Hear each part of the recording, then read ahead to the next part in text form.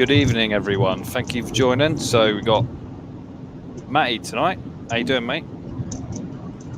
I'm all right, thank you. That was my Awesome. Albert Einstein impression. Pretty good. We're joined by Angel as well, by the looks of it. Yeah. Just behind your shoulder there. Yeah, she's there. Stressing out as she does when we're driving in the car. She's like, forever. Just see the glowing eye. She's done quite well today. Yeah. We have to say where you've been today? Or just that you're heading back from a long day? Been to Plymouth. Met up with, I was going to say Secret Vault. Met up with Derelict Plymouth and Earth. Yeah. How's he doing? Because he didn't he have a hit to his head or something? Didn't he have an accident when he was exploring, something like that? It wasn't that. It was. I don't know whether he came out and said in the end what it was, but I think he did. Basically, he was attacked by somebody at his workplace, and they clobbered him really badly and pushed him down the stairs, and he hurt his head. And the police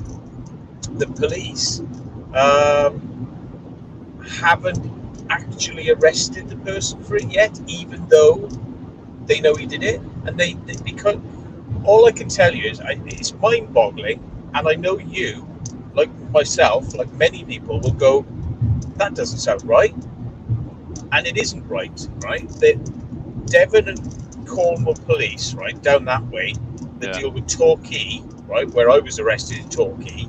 They're very quick to arrest you for nonsense, but when it comes to somebody who's physically attacked somebody else with witnesses present, no arrest. Yeah, and in my case, I've not heard about what they're doing to us. They can't do anything really, but they haven't contacted us or told us anything in 1 year. And I asked for body cam footage from the officers, so they've held on to it. But basically, the time scale for me to get that footage is going to be 4 years. 4 years? 4 years. Yes, because they have such a backlog, and they have no staff in Devon and Cornwall. And I thought this is a joke. That can't be true. But now I hear that they won't even go to arrest somebody because they're too busy, and they said that they will do it by Christmas. They said. Wow. Yeah. For a GBH, like an actual bodily harm, a proper sort of like physical assault. Yeah. Shit. So he's all good now, is he? Because obviously last time I saw him when I went down with you, and I wouldn't like to say how he is. I mean, like with a lot of people, they don't like to harp on. So all I say is that that's the situation. I mean, I don't want to do discussing his kind of that's fair how enough. he is really. I'd leave that to him to discuss. And I think he told people what had actually happened to him. But yes, it's just that having that happen to him was shit enough, and then having the police turn around and go, oh, do you know what? We just can't actually do nothing because even though they're the police, we just understand, so we can't do nothing right now. So sorry. Damn. I mean, you've never heard bullshit like it, really. You know, it's crazy. Crazy. So you've had done a few explores today. So you've done sort of 3 or 4, you said. So you got quite a nice. Yes, I did. We did a school, we did a fort, and so there must be. Oh yes. An interesting. I will just say in quotes, an interesting club. Yeah. For an organisation, let's just say, nudge, nudge, wink, wink, for an organisation. That's all I'm going to say at the moment. That was quite interesting. Look forward to seeing those then. It's quite Have you been up to anything today? Not today. So last night just did some like recce missions, just seeing what's out there to do. So Found a few places, so I guess I can say we found quite a nice leisure centre we're interested in looking at, but we can't quite do it at the moment because it's heavily locked up and there's a lot of sort of security on site, so we need to kind of wait for that transition. So I think it's going to be demolished, so it's just a case of waiting till it's going to be handed over to demolition, I guess, and then just hope, you know, there's ways in to go and have a look. But I think it's going to be an awesome one, so I'm hoping some point, I say towards the end of the year, but we're there now, aren't we? So it's going to be New Year, I reckon. So hopefully we can pop in and have a look at that one, get some awesome footage. Yeah. Another place which we'll probably scratch our heads at is like, why are they demolishing this? Why? It will probably be similar to the what's it called, the John Nike ski place we went to. I reckon it'll be on that sort of caliber because that was pretty impressive. Quite enjoyed that one. And we'll be asking questions like, you know, don't people like leisure centres? What's wrong with this place? You know, is it no good? Can't people just have it? Aren't they allowed to just have their leisure centre, or are they got to like travel now like miles and miles and miles to some sort of super leisure centre? Well, you say that. The reason why this one's closed is because literally half a mile down the road they've just built a brand new one. And I didn't see much wrong with the old one. So, yeah, who knows? Yeah, there you go, see? You know, what's wrong with the old one? But there's nothing wrong with it at all. We must build a new one. I mean, to be fair, it's like twice the size. It's got massive like tennis courts, parking, football pitches. So maybe it was to expand on the outdoor activities, but either way, a lot of money. It's a bit of a with sports centres. Don't get me wrong. I mean, I hate sport, right? And I'm not all that into sports centres, but you know, why can't the old one also run? Or why couldn't somebody take it over? Why does it have to be destroyed because the new one down the road replaces it? You know, it's kind of like it's like, oh, we've got the latest phone. It's like, yeah, well, what's wrong with the old one? Well, nothing really, but it's just a new contract came up, and they said, well, you can have a new one if you want one. And I'm like, do you need any? No, I don't need any of the features. Do you need the new camera? No, not really. No. But it was there, so I just had it because it was, you know, why not? We had the money. We thought we'd spend it. What are you going to do with the old one? Oh, I just won't bother with that now. I just put it in the drawer. You know, it's the same sort of mentality. Like, you know, it's like, yeah, okay, it's the newest, greatest, but still use the old one. It might be useful to somebody. Anyway, I'm sorry, I won't rant on. It's like anything like that, isn't it? Some people just need the latest and greatest, which is fair enough. That's what you want to do. Plus also, if it's a council-run one, they'll have got the planning permission to build the newer one. No problem, because they're the council. And what will they do with the old one? Turn it into houses, which they would never have got permission to do, because it's much harder to get houses planning permission than it is to say we need a new leisure centre. But they will convert the old leisure centre into houses. That's one reason why they do it, because it's called slime. Yeah. I'll just have a quick look in the chat, see who we got in. I see Mark Herbex is in. Mark, did you want to head on the panel and talk about the Drake's Island thing if you're free? Let us know, mate. I was actually at Mark Herbex's house earlier on. Oh yeah. I went to see him. Yeah. Oh, awesome. Oh, nice one. Yeah, I keep meaning to head back down that way. It'd be good to catch up with Mark and Simon again. Now you reminded me. We should go down there and I'll get you over there again. And this time, we'll wait for that one, because we got that one to come, I think, isn't it? Yeah, well, I mean, yeah, you were right, and we did actually try and go that way, but off camera. Other people don't know what you're talking about, though.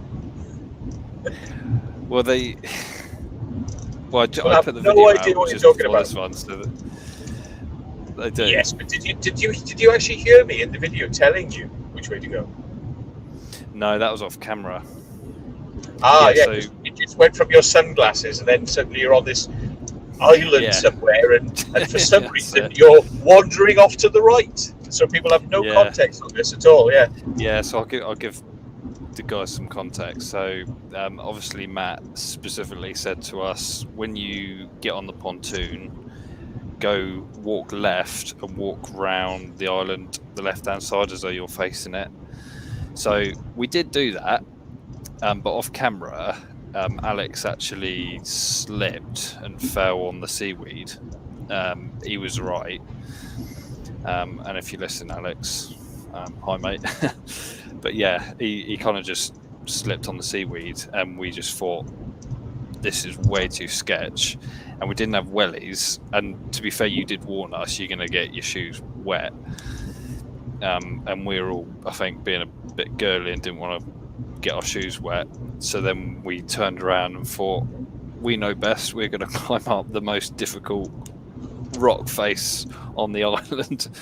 And that went well.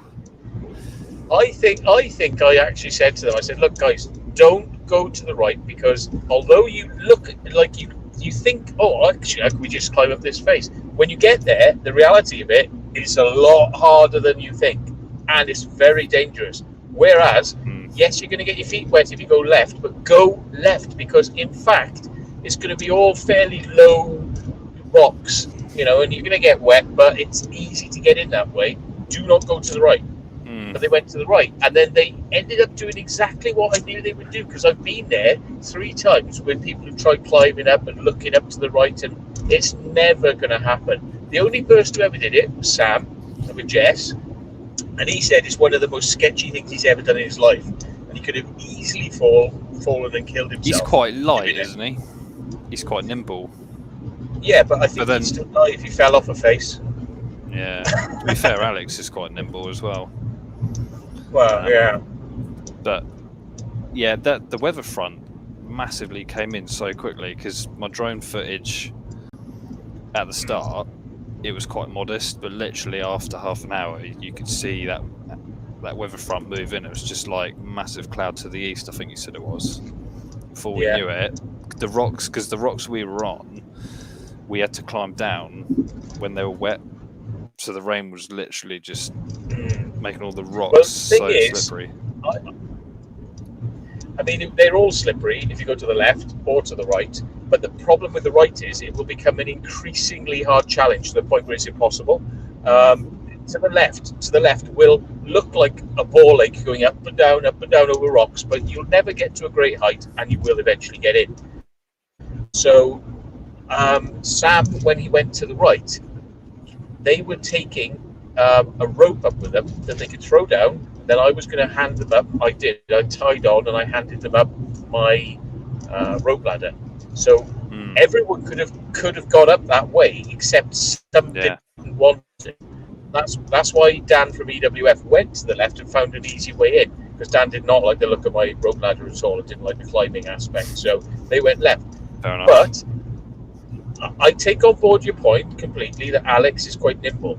I'm not sure about you, but I don't think Ray would really enjoy it or be very nimble with it. You're absolutely right. Ray's a great guy, but he does not like those heights and climbing, and neither do I. So that's fair enough. But I mean, Alex and Ned are nimble. They're great at climbing. I'd say I'm moderate, as you know, climbing up fences and walls and stuff. But it still could go in there if 2 people are going to get left behind. No, that's it. And then, like you say, Ray's a bit left behind, and Ray would get left behind. It's probably you'd end up going back down with Ray, I expect, just because you're mates and all that, and those 2 would have gone on, and then you'd be like, oh shit, they're on there, and you 2 are stuck. I know. Yeah. Miss And Space then- Cake, and thank then- you so much for becoming a member. Appreciate it. Space cake. So the bottom line is that when you came back, that we didn't have time to sort of reset it, did we? Because the weather was coming in. Oh looking yeah, shit. literally just came straight in. Yeah. So Yeah. I don't know from the video how much you can get a perspective of it, but it was very sheer, and it was easier climbing up than it was coming back down again. Not only because of the rain, but just because you can't see where your footing is. And at one point, with that, yeah. I honestly thought we were all going to just go in and fall in the water below. It was that sketchy. And I think honestly we kind of all stopped like making when we're filming, we kind of just all helped each other out. It was good teamwork to just make sure each other are safe to get off the island. So we kind of stopped worrying about filming the video as such, and just teamwork to get us out of there. It was a shame though. It was a shame because none of you actually got to get on Drake's, and I'm aware of that now because I'd forgotten about it. But if we're all free sometime, and the weather's looking absolutely pucker, doesn't matter about the fact that it's cold. We can zip you really quickly from the mainland in the small boat. I'll take the small boat down, and we'll just do a zip back and forth. Yeah. And get people onto the island that way. And as I did in Scotland, I could even put the small boat in the back of the car, so I could go quite good speed, as well. So. But shout out to Mark Urbeck, so he did a brilliant job on that island. I mean, credit to him. I mean, he showed me and Alex up, to be honest, the way you just climb. He's very good at climbing, and the way he was walking along the cliff or the rock edges, he was just walking over it as though it was like a footpath. And we're just like a bit more cautious. So yeah. Well, now you know what it takes, because when we went there the first time, it was like we didn't have a clue, and then we said, right, let's come back with some more tools. We don't know what we're up against, and then we got, at least Sam and Jess got up there, and we got the rope ladder. But I mean, yeah, it's one of those you've got to bite the bullet, really, with getting wet or having waders. Remember, you can go and get yourself some waders for next time, and then you will not get wet. Well, So, I've got some waders, Matt. Oh, you have? Yeah, because I bought them especially for the Portsmouth Odeon that time.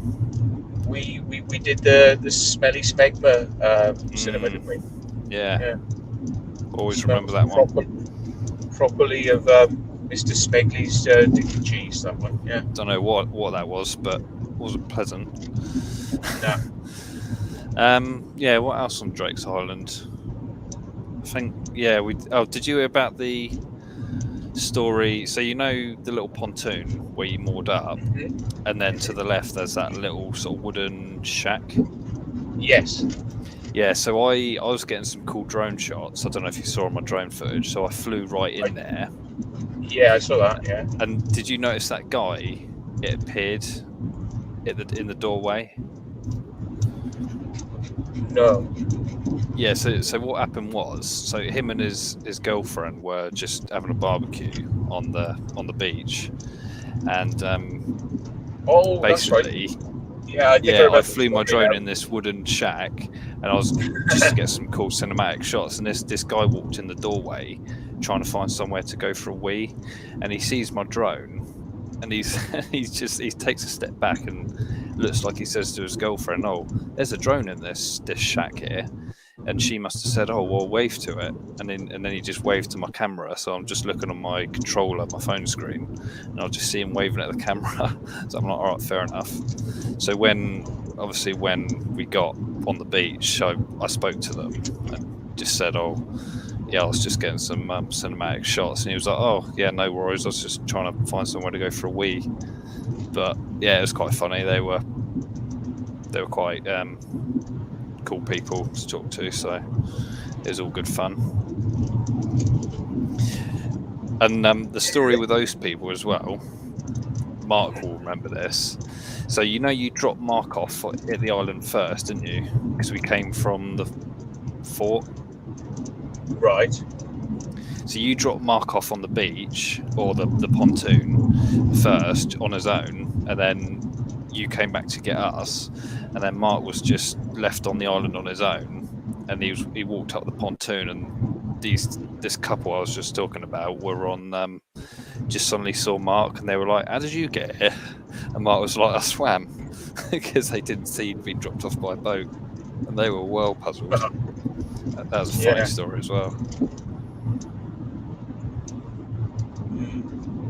Yes, well done for swimming, Mark. You some people do swim out there. It's pretty crazy. They either do it in single or they go like two or three. They have like a little float so that they can be. Oh, he'll be back in a minute. Gone through a signal black spot.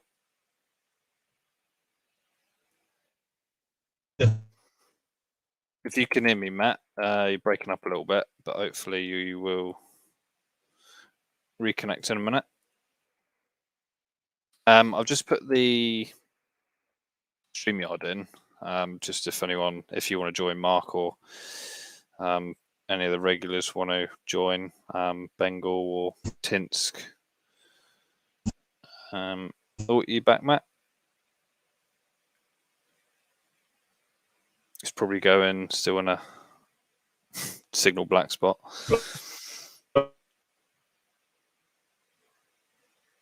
Oh, still frozen, Matt, if you can hear me. Well, we're just waiting for Matt to reconnect. I'll just have a look in the chat, see who we got. Oh, just me now. Cool. Am I back? Again? Working out. Signal. I am. Signal is shit. Yeah, I'm going to take a route home where I will actually have a signal, because if I went the normal way, 0 signal for 20 minutes. You might have to sort your Bluetooth thing out again. Gone. Probably. Yeah. It's gone low audio quality.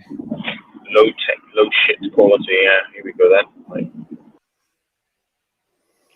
Nan, how you doing? Daniel? Oh yeah, that's much better. Yeah. Yeah, sorry about First the signal. century Where quality. I live in Wiltshire is a bit peaky, on and off signals. So. You would think, wouldn't you? 2021, they'd have decent coverage everywhere. Well, it's not financially justifiable. I think they go for phone quality, like you can make a call, but data. I mean, they're more interested in making sure it's call coverage in some of these places. And yeah, because you can make calls with these villages. Yeah. I mean, people always try to ring me digitally using like Messenger and WhatsApp. And I know before we start, I'm like, oh god, and you get like 2 seconds in, I'm like, I can't speak to you on this because the signal's too crap. They're like, what? I'm like, the signal's too crap. Ring me. What? And I just drop and I ring him. I'm like, just ring me. Sometimes it is easier. Yeah. Sometimes I find the quality isn't as good though. But well, like you say, if you've not got good data signal, then it's better just to stick to your normal telephone call, isn't it? Yeah, so I was I popped in to see Mark because I was leaving Plymouth today. I did say I could meet up with him in the day if he was around, but he was busy shopping. So I said, right, I'll catch you on the way out then when I'm leaving. So I had a cup of tea, met his family who all watch my channel, so they were all like this, we are not worthy and stuff like that. So I was like, no, I am a normal human being. And they were like, we love you, we like this video, we like that video. And I'm like, okay. So they were showering me with flowers, and they were trying to give me like what these Hawaiian things go around your neck, like sort of like the flowers that go around your neck. It's like no, I'm only kidding. They gave me a cup of tea though. So yeah, so that was nice to see Mark. So he told me a couple of places he knew about, which I didn't know about, and I told him a couple of places he didn't know about. So yeah. I might have some other places to do in Plymouth as well. I've been in contact with somebody, some permission visits. So hopefully, thing is though, it's such a long way there, isn't it? It's like 3 hours each way, so it's going to be an early start. Well, late it finish, should. but- It should be less for you than it is for me. It's 2.5 hours for me. Well, you say that, but for us though, being on the south, it's the drive. It's horrible through Dorset, so it's better to come up your way and go down the is it A303 or Yeah, I totally agree, and I much nicer drive on, as well. on paper and on Google Maps, forget it. You know, like you say, like take me from A to B, and it takes you the worst route if you're talking down Plymouth way. You've got to stay on the 303 as far as Taunton, come off on the 358 onto the M5. You do not take the 303 down past Taunton to get to Plymouth, because that last bit is the bit that you will go, I'm never doing this, I'm never going to, I never want to see this road again, because you'd be on a single track road stuck behind bloody lorries going up like 45-degree hills and shit like that, and it's just like, no, rubbish. So yeah, as long as you get off onto the M5, it's a lovely route. It's actually really quick and it's easy. I really enjoyed it, because going through Dorset, it is literally just A roads, and it's it's a pain, because it's all like single track roads, and there's maybe one overtaking lane every 5 miles. So if you're stuck behind a lorry, you're stuck behind it for a while. That's it, yeah. So I'm quite happy to try and get down to Plymouth, even spend. There are ways and means we could arrange this, you know, and I was like, get down there and do something with the boat and some explores and just, you know, make a big thing of it, because there's plenty to do down there, to be honest. Well, yeah, make a day of it, sort of thing. But it's definitely something I'm up for. The only thing nowadays, though, you're limited on daylight hours, aren't you? You get what, 6 hours now? Well, no, I think if you start in the morning, I mean, you get 5 o'clock. It's dark, I think now. It's 5, but I mean 6 o'clock in the morning, so it's like 6 to 12. That's 6 hours, and another 5. So. It's not too bad, but it's just, of course, everything's shifted back an hour. It's not too bad. That day we were in Plymouth doing the Drake's Island stuff, the weather wasn't great, was it? It was just that misty rain, that horrible rain, and then back home it was like, I don't know, it was high 20s and just blue sky and sun. Yeah. Such an amazing contrast between the two. Yeah, and like today was meant to be overcast in Plymouth, and it was sunny. And it's like, you know, which meant it was awkward for me to have the dog in the car, and I took her out on all the explores I could. But, you know, which worked out better because I did bring her, because I thought I want to bring my dog down to do some explores with me, because I'm always just dropping the dog off and getting the dog looked after when I go and do these things. I just wanted to bring her for a change, you know. Yeah. So yeah, it worked out okay. Worked out good. But yeah, we need to get you to do Drake's Island, because Drake's Island is great. It's a magical little place, that. And, a bit gutted about that, but basically, we did well, get you I on the fort, didn't we? We got you on the sea fort. Yeah, that's right. Yeah, that was did a go on cool that one. Yeah. So at least we made up for it with that, but yeah. Quite a bit smaller than the Portsmouth ones. It's more sort of St Helens size, isn't it? As opposed to No Man's and. It's quite compact, but there's a hell of a lot of little rooms and nuggets, like all the engines and things. I mean, all goes that down deep, doesn't it? Yeah, there's like 10 different types of engines that they've used over the years, and they've just like left them and then brought another one in and put that in, and then when that's died, they brought another one in. So it's like all these different engines they've had over the years. It's like a museum of fort engines.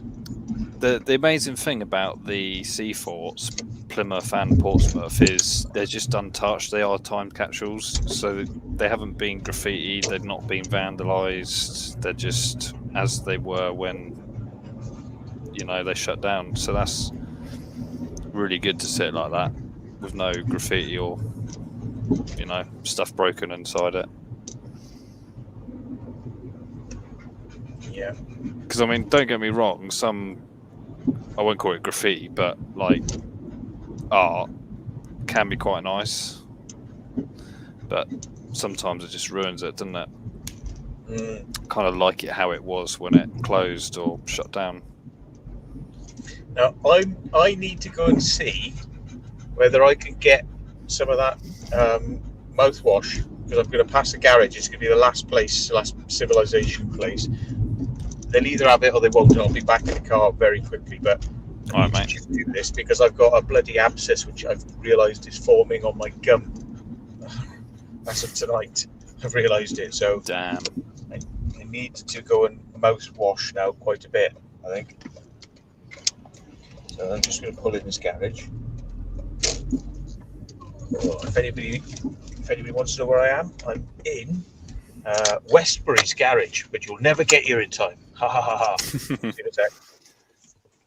See you in a minute. I'll just have a look through the chat, see who we've got. So thanks for joining, everyone. So I've not actually done a live stream in quite a while, actually. And obviously Matt's driving back from Plymouth, so thought it'd just be good to have a chat, catch up, and see what everyone's up to, really. Just seeing Angel in the background there. Angel. No. Yeah, let's just have a look in the chat who we got. Crazy John, Safari, Epic Gaming, Melissa, Dark Urban Exploring, Living Here, Glenn Watkins, Sab the Seeker, Lady Lucifer, Safari, I think I said Safari. Tim Pigeon Master, how you doing, mate? Mark Urbex, it's gone. So Mark Urbex was on the Explore, the Drake's Island Explorer I just did, premiered before the live. That was quick, mate. Yeah, sorry, I meant to mute myself and I didn't, so... Oh, we couldn't hear anything anyway. That's okay then. Right, I know what's going to bloody happen now. The bloody car Bluetooth will take over from... There it goes. I told you it would, didn't I? Bastard. Hang on a sec. Right. Turn off the low def and turn on the high def audio, and then we should be back. Right. There we go. Dang, Sorry Brady. about that. How you doing, mate? Hey, Mr. Brady. I'll put the thing in, mate, if you want to jump on the stream. Jump on us, Brady. Jump on us, yeah. Yeah. I think I spoke to Brady the other night on your stream with Mr. Jordan. We're available. Please, Mr. jump Jordan. Mr. Jordan is in, is he? The B-face? No, that from the other night on your one. Oh, God, yeah. That was brilliant. I wouldn't. That was. I'm thinking to myself, like, is there anything I can talk to him about that's not going to produce some sort of like, oh my God, type sort of reactions? Like, oh, you can't say things like that. He just doesn't care. He don't care. You know. He just, you know, if he had like a massive wart on the end of his genitals or something, he'd tell you about it. He probably, if you know, he would tell you anything. You know what I mean? Well, yeah. Just lets it all out.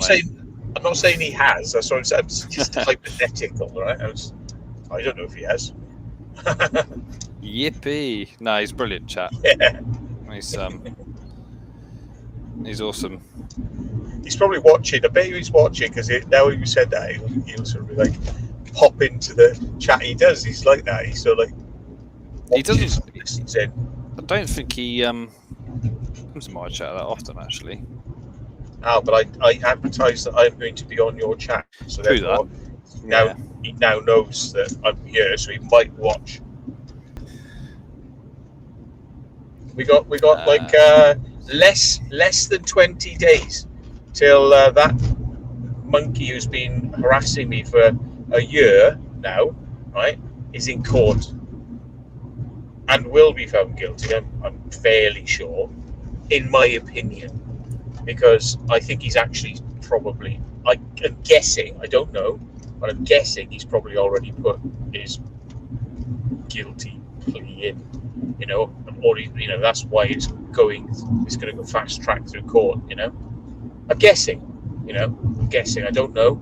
I'm not a lawyer. I have no magic information from behind the scenes, but I'm guessing it's going to be like guilty, and you do that to get like what they call an early reduction plea for, but it still ain't going to help because it's like you've been doing this shit for a year, you're still doing it. Still. Yeah. So, Glyn says Corsidol, that's for you, Matt. Mouthwash, I think that one is. Yeah. Is that what you're looking for? I was trying to get my favourite, which is Listerine, but also because I've had problems with this tooth for a while. The dentist told me to put Sensodyne Rapid Relief and just cake it on the tooth, and he says it'll soak in and it'll stop that strap, and he was right, it worked. So when I go home, I'm going to also do that. But yeah, I haven't got any Corsidol in the house, but I have got TCP, and I can do a rinse with that, and that will also sort of just knocks any infection on the head. Mr. Bengal, strong salt water works well. Yeah, it's okay, but I needed to nuke what could be being an infection there. We had plenty of that at Drake's Island. Salt water. Yeah. PCP. What's PCP? Angel dust. Can you give me some of your dust, Angel? Can you give me some of your dust? Magic dust. Epic Gaming. Listerine is like a tsunami in your mouth. Painful but works. Inexpensive. Yeah, can't argue with that. Especially when you open it from new and take that first mouthful. Burns your mouth out. Yeah. Yeah, it's just I need something to soak in to do some good, It's like salt, I think, will just kind of massage the infection rather than sterilizing the infection. Yeah. So, yeah. But it'll all be okay. I mean, I'm due into the dentist again fairly soon, so hopefully I'll get something sorted out. I'm always back. I'm back and forth the dentist every like 2 months, 3 months. Andrew Clark, get the non-alcohol version. Yeah. I think, to be honest, a lot of washes are just, they don't do much, do they? It's all, I don't know if it's just money-making thing. I mean, to a degree, some of them are beneficial, but I used to swear by Listerine if I had a toothache. There's a certain type of Listerine, it's the pink one, and that would stop my tooth if I had a toothache, and I could kind of get away with that until I got into a dentist sort of thing. Now I found out about Sensodyne Rapid Relief. It just blows the use of Listerine out of the water. There's no point. I mean, I use Listerine literally just to make sure I got fresh breath, before I go places sometimes.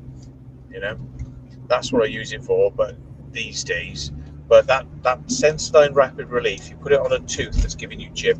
That was amazing. That just stopped the toothache straight away. Clove oil, too aggressive. It's just that wrecks your gums. Yeah. You use that. Oh, horrible stuff. So you need something that's not going to wreck your mouth. And Listerine's it's stingy, but it doesn't wreck your mouth. No. So many different variants of it. Yeah, TCP's a bit aggressive. Yeah. TCP. Not PCP, TCP. That's the trichlorophenoline or something. I think it is trichlorophenolanilene or something. Sounded like you just went over a curb then. Big thud. I wish. What's that? I'll reverse back up now, mate. Yeah. Yeah, something went bump. It's just Wiltshire. It's just Wiltshire just full of potholes. Yeah, our roads are awful, aren't they? You go to like places in Europe, like Belgium or Holland, and the roads are just flat and smooth. Yeah. And here they're just awful. They reckon there's like a 10-year backlog of fixing potholes. Yeah. Well, we're not very efficient at a lot of things, really, but we like to think we're brill. Like we're brilliant. Not really. I think we use cheap tarmac, don't we? Because places like Sweden and some parts of America, they use a more expensive tarmac, which doesn't crack so much under cold conditions. Well, how else could you get people to do the job 3 times otherwise, Steve? You don't want to put a good quality material in there that will fix it properly. Where will these people get their jobs? Where will the boys get their jobs? Yeah. Have you seen that tarmac? It absorbs surface water. So it'll rain, it will just soak through down into the ground. I think I've seen a video of that somewhere. It's interesting stuff, tarmac. It's a little bit of... Mr. Bengal. Oh. Hello. Bengal. Hello, mate. Bengal. How you doing? Bengal. Oh, all right. I was just listening to what you were saying about the old tarmac. Tarmac that absorbs the water, the surface water. They use that on, they're called Mugas, so multi-games areas. And it's absolutely brilliant stuff. They should do that on all roads. How expensive is it? Probably quite a bit. Yeah, but it's more to do with how they prepare it. So they put down like the concrete or whatever below it. There's a certain type of stuff they use, and then they put it on top, so it all drains away. So cool. I've seen like this video of this lorry just dumping this massive load of water, and it just soaks through straight away. Yeah. Really where amazing. I work, they've got they did a multi-sports area, and when we built it, they said, well, it'll drain away. So I asked them how it worked and all that. Basically, how they put it, they put the stuff underneath it, then they put this tarmac on top, and it just soaks away. It's absolutely superb. That's amazing. Everything else could flood. It'll just be dry. Wow. They should do it on all roads. Seriously, I mean, they do it on the continent somewhere, various places. And yeah, okay, it costs a bit more, but like it's worth it. It's definitely worth it. That's the thing. Like, if you pay cheap, you pay twice or 3-4 times, don't you? Oh yeah.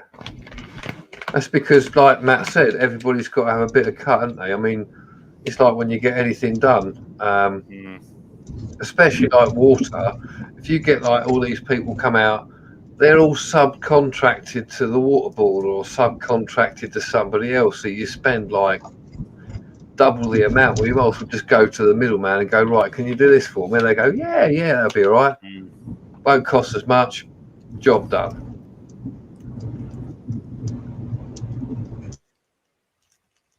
It's Matt's signal going again. Can you hear us, Matt? Yes, I can. You hear me? Oh, cool.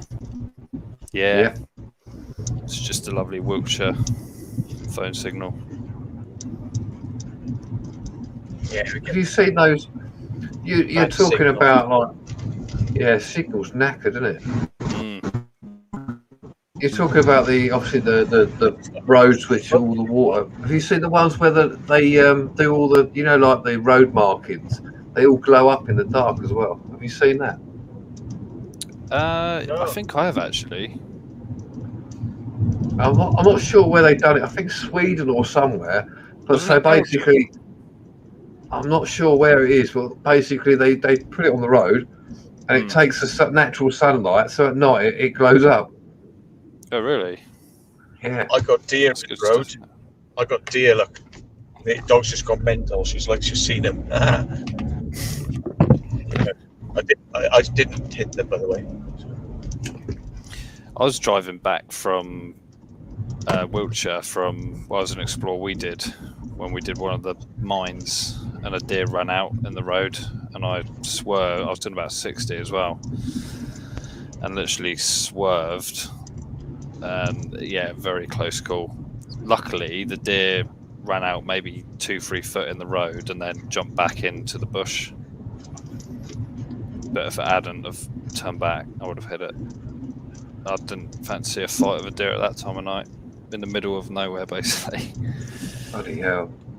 Yeah, I've had a few close calls with deers. Yeah. The old muntjacs are the worst. I burst a tyre with one of them. Didn't hit it, but I sort of swerved, and I burst my tyre because I sort of hit the side of the road. Deer got away, or the muntjac got away, and burst my tyre. I'm like, I imagine if you're doing 60 and it hits like a body panel, it's going to do quite a bit of damage, isn't it? Maybe not so much to the metal panels, but if you've got like plastic panels, bumpers, it's just going to shatter them. I've hit a lot of animals over the years, far more than I care to want to horrify the viewers by saying. But I'll slam on the brakes, and I've avoided a hell of a lot of animals over the years, but I have hit some too. You know, quite a few. Yeah. It's just sometimes you just feel the back of the car wanting to slide out, don't you? Yeah. And then you have to really wrestle the wheel. Dark Dreams. I don't mean cat size. I mean the central road that gives you like the left and right and the little lines in between. Those type of stuff. Do you mean? I know what you mean, but for the sake of the chat, you know, like on motorways, you get the red lights and the green lights, the reflectors, but they are actually lights we're talking about.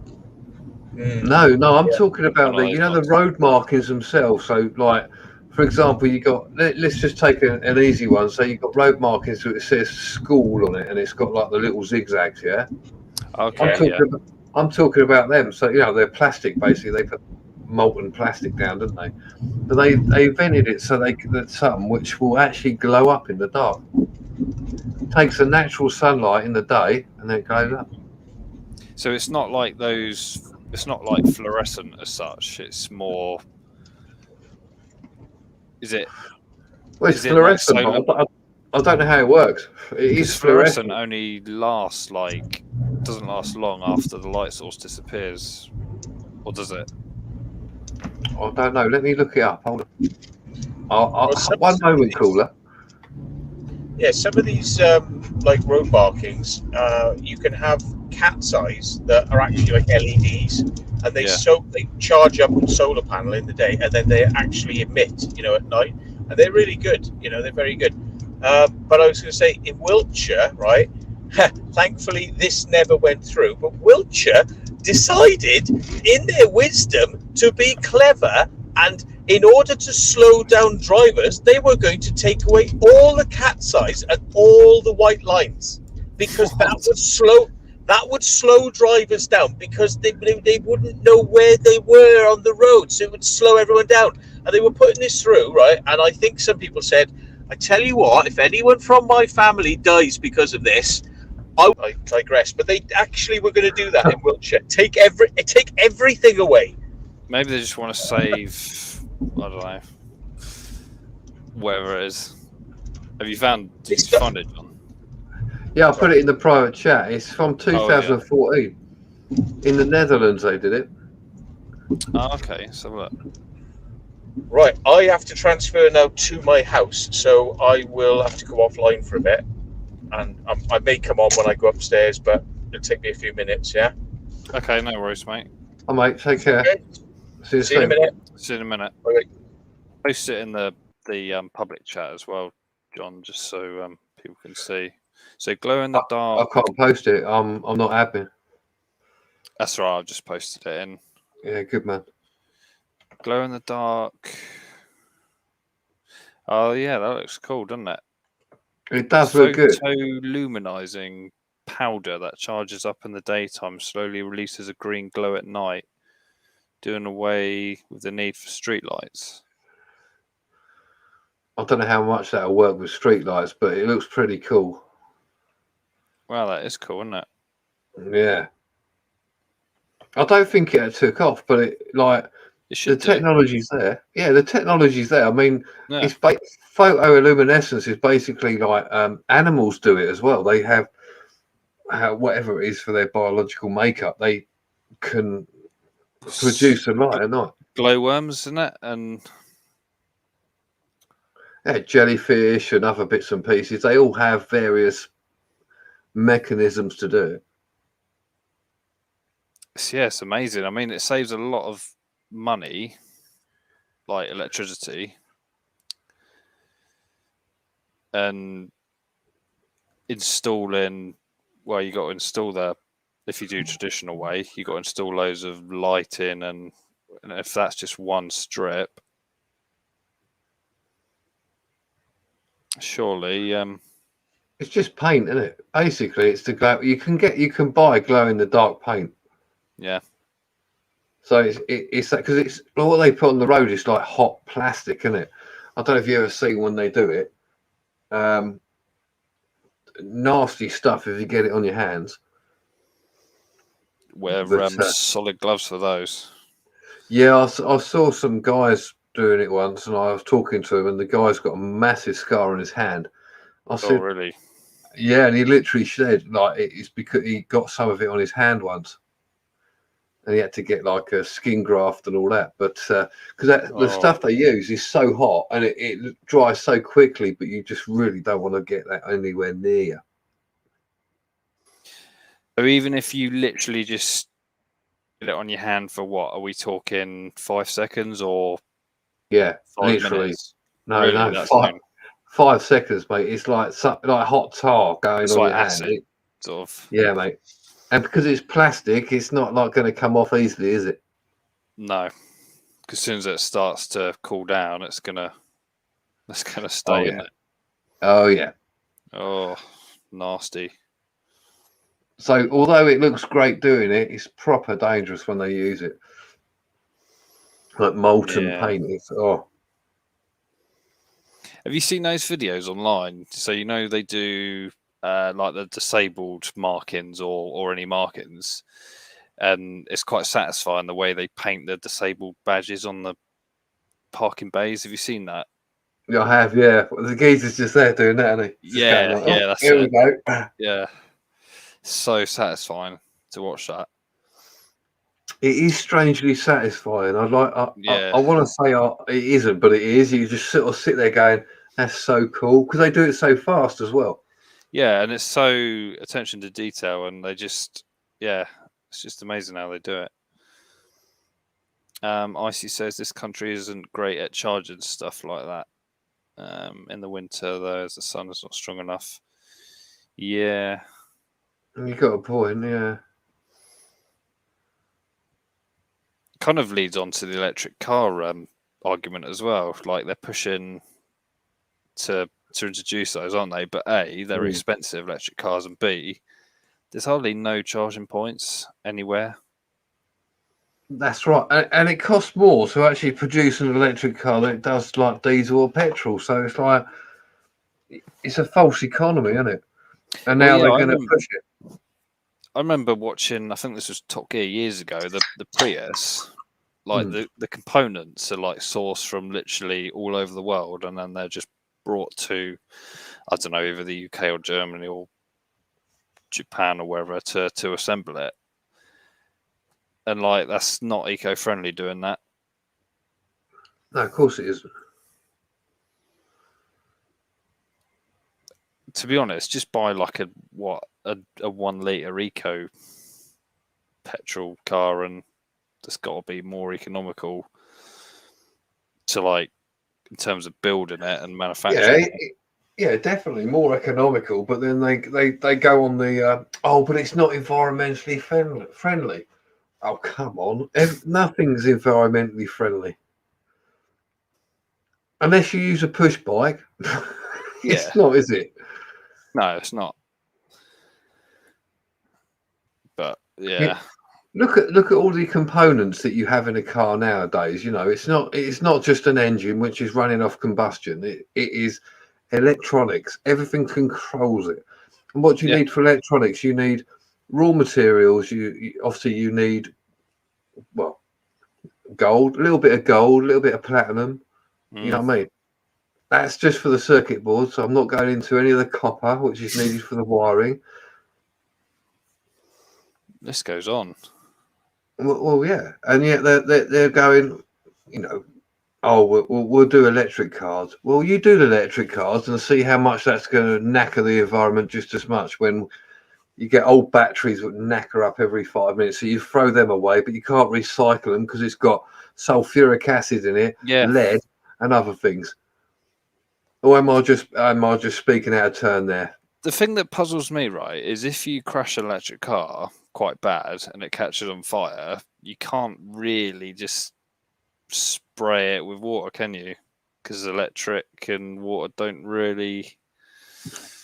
They really mix, do they?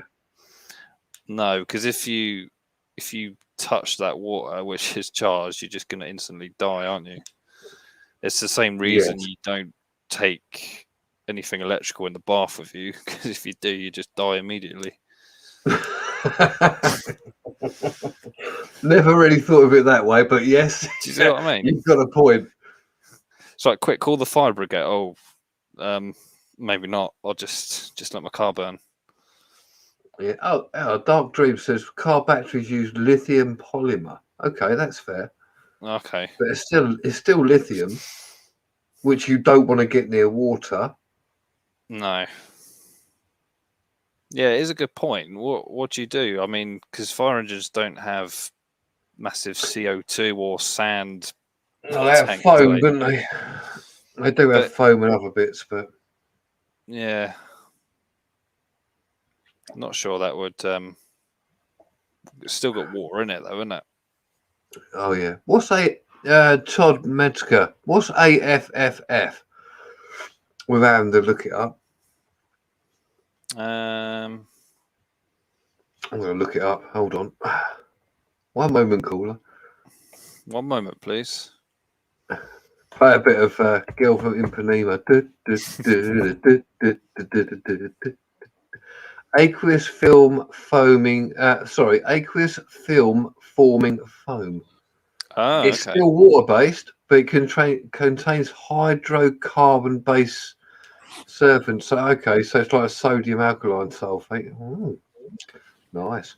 I don't know how much hydrosyphilitic canker. Yeah. Thanks, Matt. Comes in 3 different foam colours. Just walking around going, I just been sprayed with this foam. And this There's nothing wrong with my arms. I just ain't got no muscles anymore. Yeah. I'm like, help me. But no, I don't know how much you caught, Matt, but it's a fair point. Like, if your electric car, I caught them all, mate. Fire, but luckily, I went to see a doctor. Sorry. Yeah. I caught them all. Yeah. The only good thing about electric car is their sheer power, like off the line. Yeah. You cannot beat that. Well, you can. I was going to do the Monty Python song. Was it my penile warts, my herpes, your syphilitics, or my scrum box verse? Your yeah. I can't remember the lyrics now, but yeah. I thought you were both lying when we said we were both clear. Oh. In fact, it's almost impossible from that point onwards to pronounce the thing unless you've got a song verse sheet, because it's like he goes through all the names of different sexually transmitted diseases. Sexual disease song. Monty Python's So- sexual disease song. Here you go. So with the old electric cars, then presumably they last what 5 years? These batteries. So if you want them replaced, aren't they something ridiculous like 10 grand to replace them? It depends on how much you use them, and it depends on how hard you use them. You know, batteries for helicopters and batteries for drones, if you run them down to zero, they don't last very long. You get maybe 500 charges and you have to get a new battery. Same principle with drones, isn't it? Or mobile phones. Don't Yeah. let them run down to zero. Well, I think with 30 is mobile, the they don't number, let isn't you run down to zero because they actually have an extra beyond zero. So they're actually running down to 30% to save the life of the phone. But with a drone, it will let you take it down all the way to zero.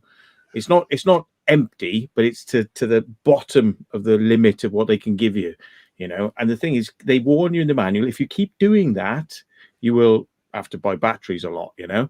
So it's the same with the car. If you charge your car to 80%, not 100, and you use it down to 50%, and you keep charging in that range, and you never floor it hard, the battery will probably last you 20 years. But if you take it to 100%, that last little bit is hard on the battery, and taking it down from 30% to zero, very hard on the battery. That it hates that. And if you go and give it loads of revs to take it from 100 down to zero, so you're hammering it down the range, you probably, less than 5 years, your battery will have to be changed. You know, It's funny you say that because obviously you don't like Apple, but on the iPhones, it's got a setting where it will only charge the battery up to 80% and it won't charge it beyond that until so it kind of recognizes your pattern, like when you use your phone in the morning or when your alarm goes off. So what it will do, it will keep it at 80%, and then just before it thinks you're going to use your phone, it will top it up to 100 to like be nice on the battery, basically, so it doesn't damage it. So fun fact. Yeah, I got that Monty Python song here. Do you want me to sing it to you? Go for Not it. really, he said. Not really, but Yeah. don't you love that? Here's a good point, John. I'll just put it on the screen. When's the last time you saw a G Wiz? Because you used to see them all the time, didn't you? Yeah, but they were always shit before. Oh yeah, they were crap when they were Tesla new, came and they're out. crap now. What's a G Whiz? Sorry, It's- I don't know. It's like a really early generation electric car. It's literally like, you know, those old toy cars, those kids, those red and yellow toy cars you used to get for kids. They're basically like that, but like twice as big. It's just an Oh, electric car. Ah. Yeah, it's just one They've seat, I think. You know, like what's the best thing to describe it? You know, like a Robin Reliant looks cheap and nasty and light and flimsy.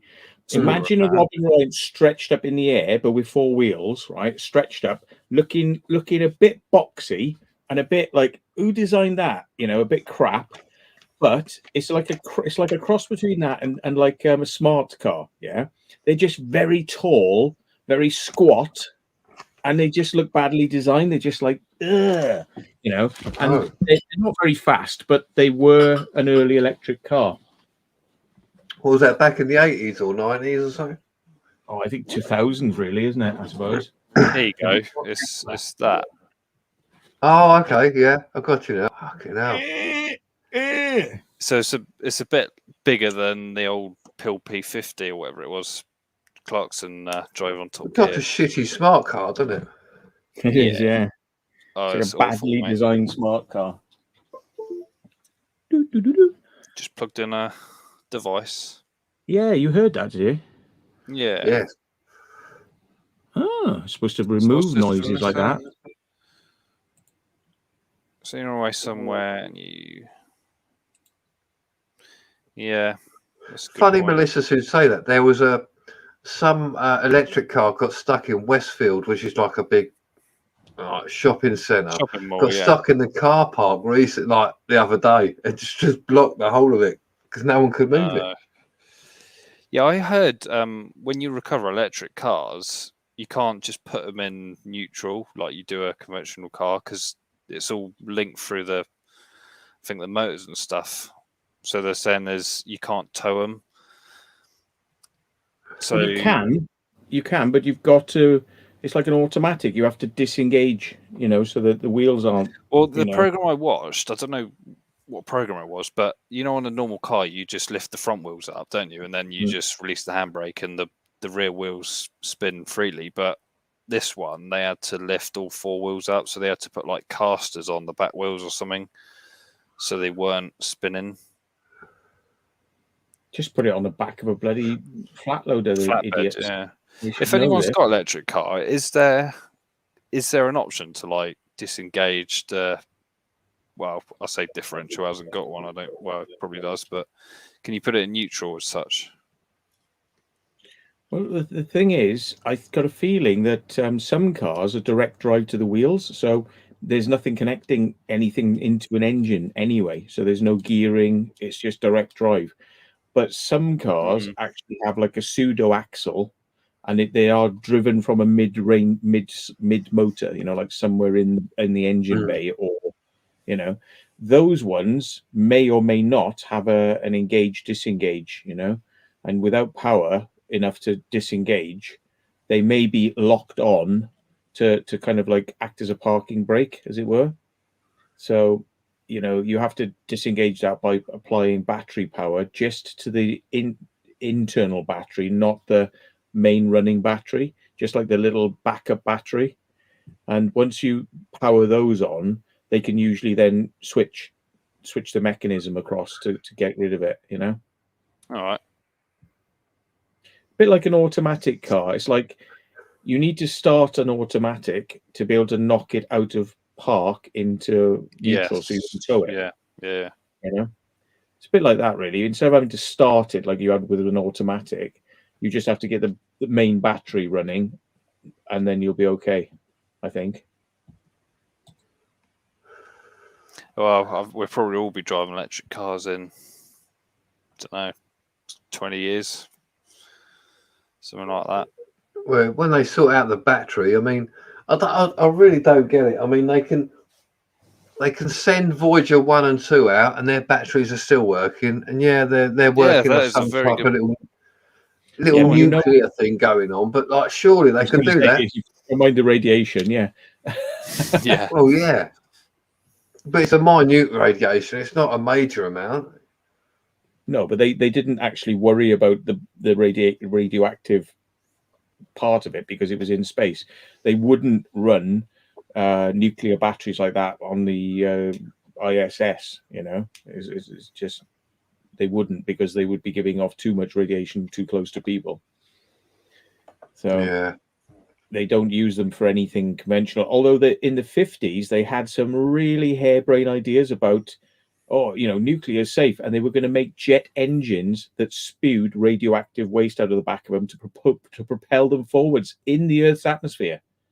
So you'd be going from London to New York, going firing out radiation out of the engines, and they thought this would be really great. These are the types of people that work in places like Porton Down, and it's like it's a brave new future. We need viruses to make us better. And all this sort of nonsense, they're just half of them are just bloody insane. Have you heard about this new? I think it's called Boom Supersonic or something. New American company that are building like a Concorde type replacement jet.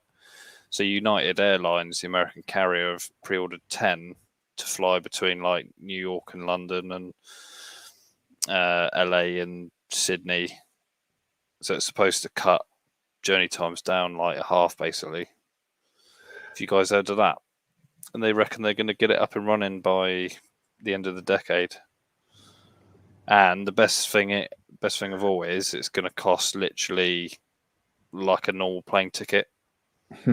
Just not going to be. Nah. In the long run, it will be. Not at first. Nah. They said that about Concorde. You didn't know. Today. Yeah. Thanks, Lucifer. Like, the thing is with it costs an enormous amount of fuel just to get in the air, because they used to use the afterburners.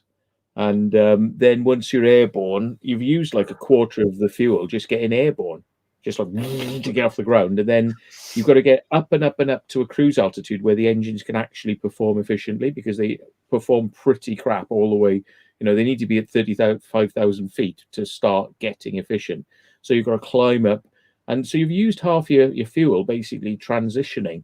And then you sort of like whoosh, you get the best bit of the fuel to get the last bit of the journey. But they're all incredibly inefficient. I've just looked up Voyager 1 and 2, right? They use on their batteries, they use plutonium, hang on, where are we? Plutonium-238, right? But I thought, how radioactive is it? So it's very radioactive, but it actually says that the radioactive is the alpha particles, so they only travel a short distance. They cannot penetrate human skin, but they are highly dangerous if you inhale them. Surely there's a way to make it so obviously you're not going to inhale it, so you could use it. Yeah. Things like alpha particles are all right as long as you don't get them in you, because the damage they'll do to your cells by being knackers a DNA. But if you can stand really close to some types of radiation, and you can shield against some types of radiation. But I think overall, these things were always considered to be a risk, because if you put them on aircraft and the aircraft crashes, whoosh, it's released. If you put it in the space station and there's an accident, whoosh, it's released. So they've always sort of thought, well, don't. They didn't used to think like this in the 50s and 60s. They thought that radiation was going to be the be all and end all of everything. I mean, they even built nuclear power stations in the United Kingdom that had an open stack from the radioactive pile, so that smoke went into the air that was radioactive and came down onto farm animals around. This was up at Windscale, wasn't it? It was called, I think. Was it Windscale? I don't know. The Windscale disaster, one of the first nuclear power stations. Literally, they might as well. It was like a little Fukushima. It was like it had the radioactivity facing the sky. They had it in makeup and everything, didn't they? And it was just radiating it, and they were going, "Oh, the animals are not well. Oh, the water's poisoned. Oh, what could it be?" And they apply it in very stupid ways, like, "Oh, Frankenstein science." Like, I know. Shall we see if we can transplant a dog's head onto a man's body? I think it would be good for science. So it's like, but it's a fucking dog's head on a man's body. Hello. I'll tell you what, I've seen some stuff about that, about transplanting dogs' heads and shit.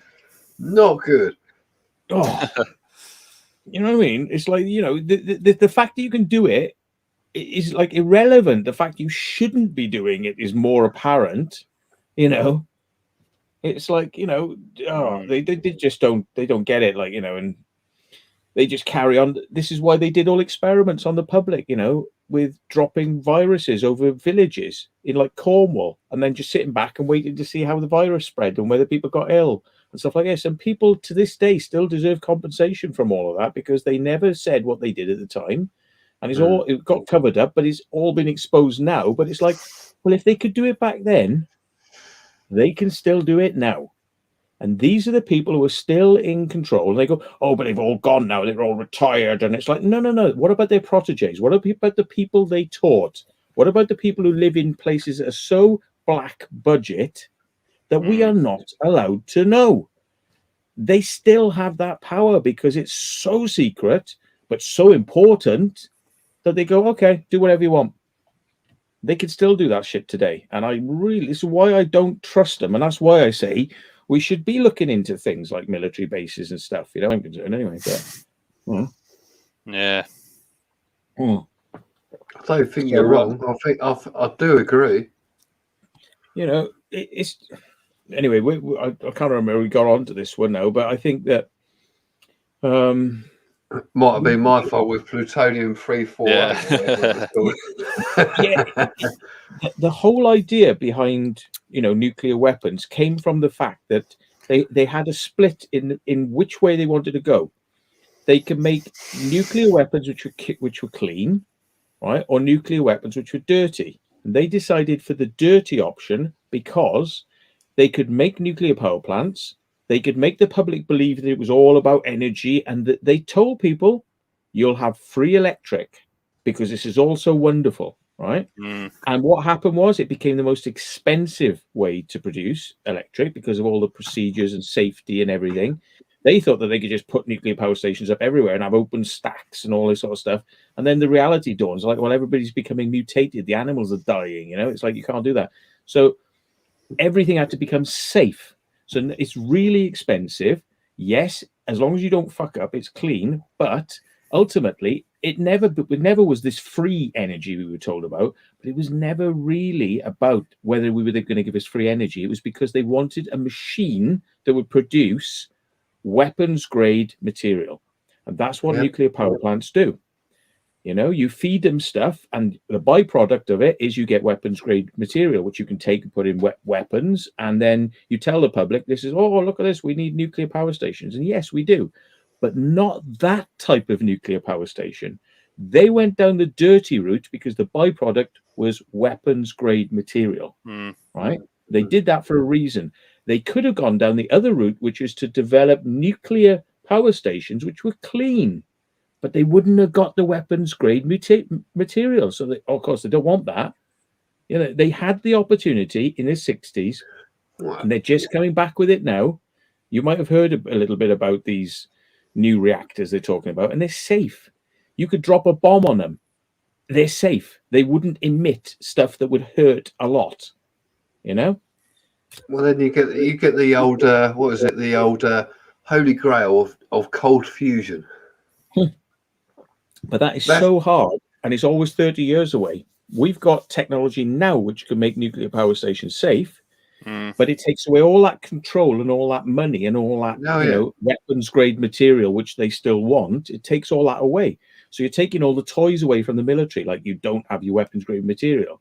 You don't have control of this massive arms thing and, securing it and all the money. And that's jobs for the boys, because it's money that only goes to certain companies under certain licenses, under certain conditions. And that's just public money being funneled out to these private companies that are basically all boys network, So if you take that away and you say everyone can have a nuclear power station in their back garden and it can be safe, you can have one, it'll be a small device, and we nearly had this ready, but they just scrapped it.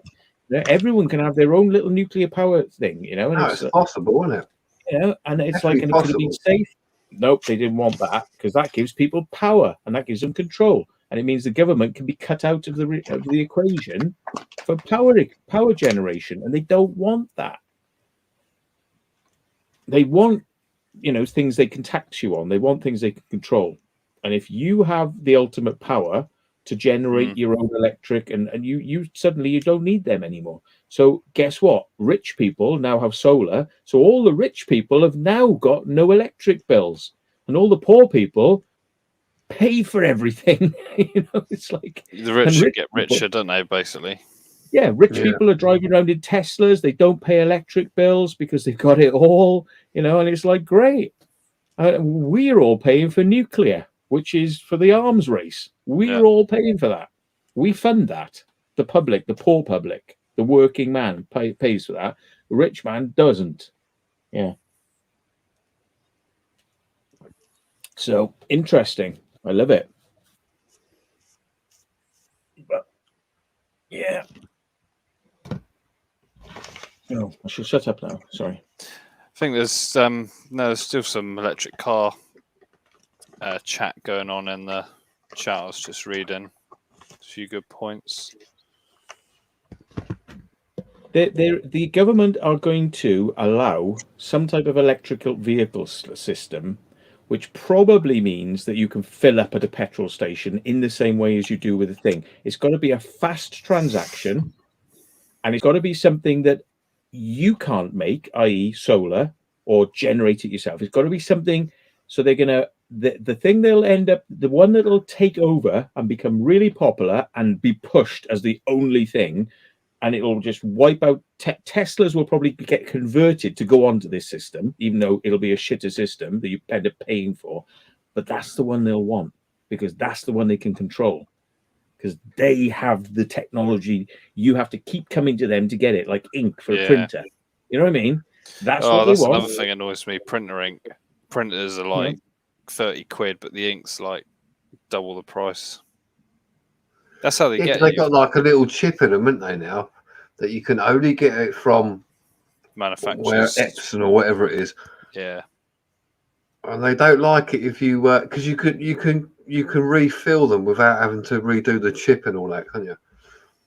And they But it don't knows like if it's been taken out. So if you put it back in, it goes, no, can't take it out.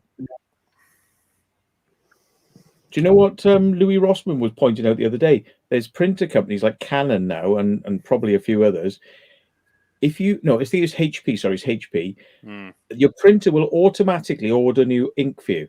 So without you even knowing, when it gets low, you'll get one gets sent in the post. But you subscribe to this, and it's like £8 a month. But that's for like if you only do a little bit of printing. But like, so you pay this thing, and you get the ink. And the ink's cheap, because ink used to be really expensive, but the ink's cheap. You know, it is cheap, but you're getting it from them. So you're not likely to go anywhere else. But people said that what they didn't realize is when they bought the printer and they signed up for the service, if they decided that they were going to just get a cheaper ink than the one that was the original, I'm going to get even cheaper. So they cancel the service, right? Whatever ink was left in the machine will not work. You have to take all the cartridges out and replace them all, because you can't cancel the service and then use what's left. It's like saying, that's cheeky, isn't it? I know, like it's like you've got half a bottle of milk in the fridge, and you go, well, I don't want any milk now from the milkman. So he goes, well, all right, then I'll have that last bottle back then. And you go, well, I haven't finished drinking. No, you can't have that one if you're going to cancel. And I want that milk out of your fridge back. Yeah, I had a printer, and it ran out of ink or whatever. I bought some cheap ones, right? Did it work? Did it fuck? Yeah. I remember going into Curry's. I bought a cheap 30 quid Canon printer, and it comes with some ink in it, so they throw in a cartridge. Well, it's only like a third full. But it lasted me a good 6 months, though. And the woman was like trying to sell me more ink. She's like, oh yeah, you probably need to get an extra ink cartridge with it. And I'm like, no, I'll just use the one it comes with. And she's like, well, what if you're in the middle of printing and the ink just suddenly runs out? And it's like, well, the software tells me the ink levels, so that's not really going to happen. She's like, oh yeah, true. But that's like a guarantee, though, isn't it? It's like, it's like when you buy something new, they go, would you like an extension on your guarantee? Well, is it going to break down or just before the guarantee runs out? They go, no. Well, why do I want it then? Yeah, exactly. Unless I don't want to pay like 50 quid extra for a guarantee for 2 years when if it's gonna break down a month before it runs out its normal warranty. Yeah. Don't give me that shit. I'm not having it. I got a LaserJet over there, and I prefer LaserJets because bubble jets are always clogging up and always going wrong, and you're always spending loads and loads of money. Jet, or is that another term? No, I got a LaserJet, so it's a laser printer. So it's like more like a photocopier. It uses toner. Oh yeah, no, I know what a laser is. Yeah, I thought you said a bubble printer. No, I prefer laser.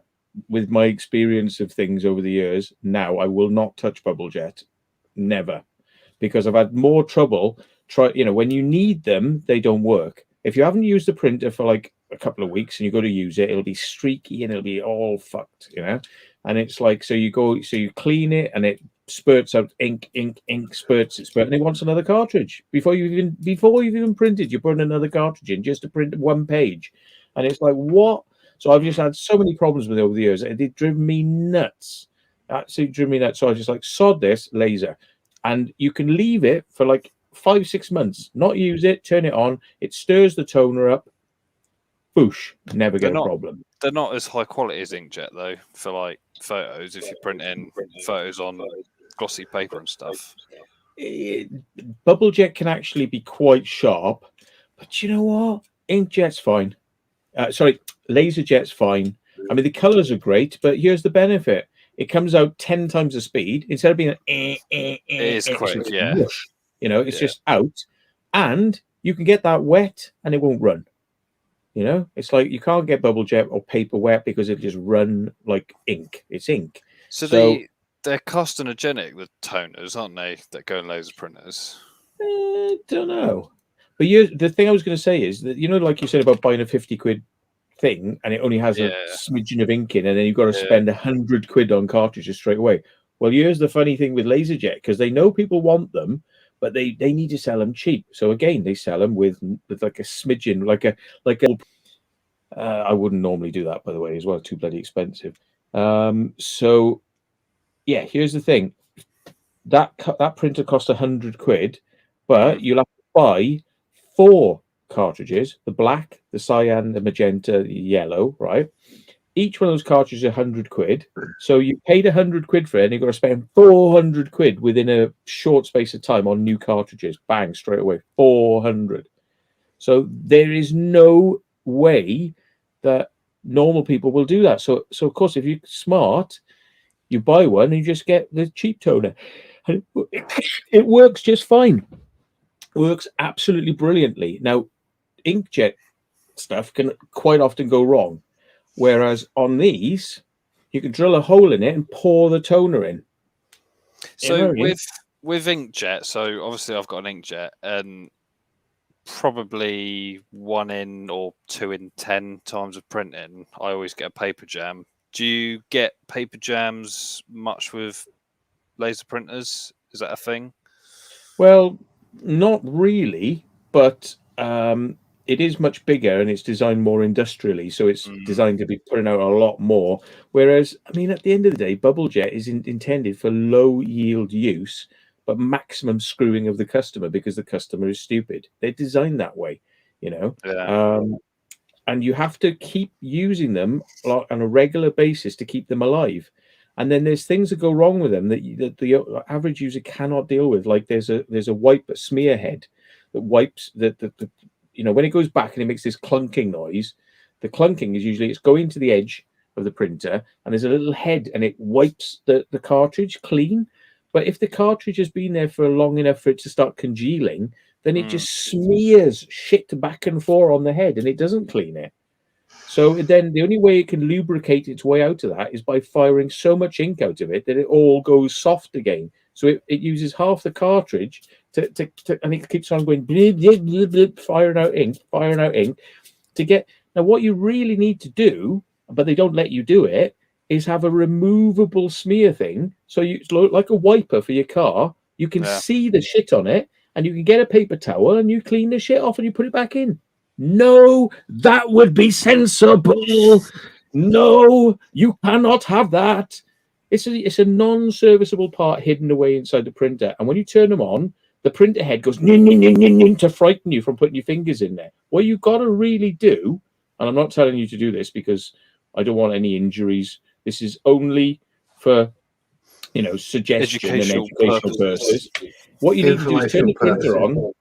Turn the printer on, and when the head goes across, pull the power lead out so the head goes, ugh, and it sticks. Then you get your fingers in it, and you can pull all these sponges and shit out, and you can pull that little container which picks up all the pissed out ink that it just pissed out because it wants to waste ink and piss it into this container. You can take that container you never knew was in there, you can empty that out, you can put the sponge under a bloody tap, you can dry it out, pack it all back together, and then your printer will actually be better. But by Christ, that is not easy to do, and they don't want you doing it.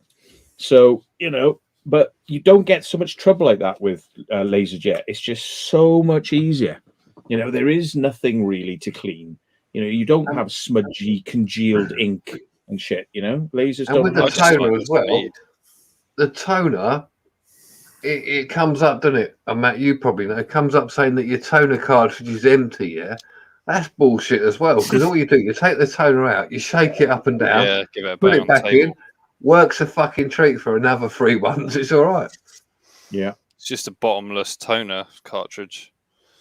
Yeah, Oh, and I yeah. mean the cartridges. I think it was like 3 for 18 quid, which means it's like they're like what 7 quid, 7 for I don't know. It's like 7 quid a cartridge instead of 100 quid for a cartridge, and you need 4 of them, so it'll be 400 quid. So I'm spending 4 times 7 to keep the thing. I've got enough toner in there from buying like 4 at 18 quid to last me like the next 10 years.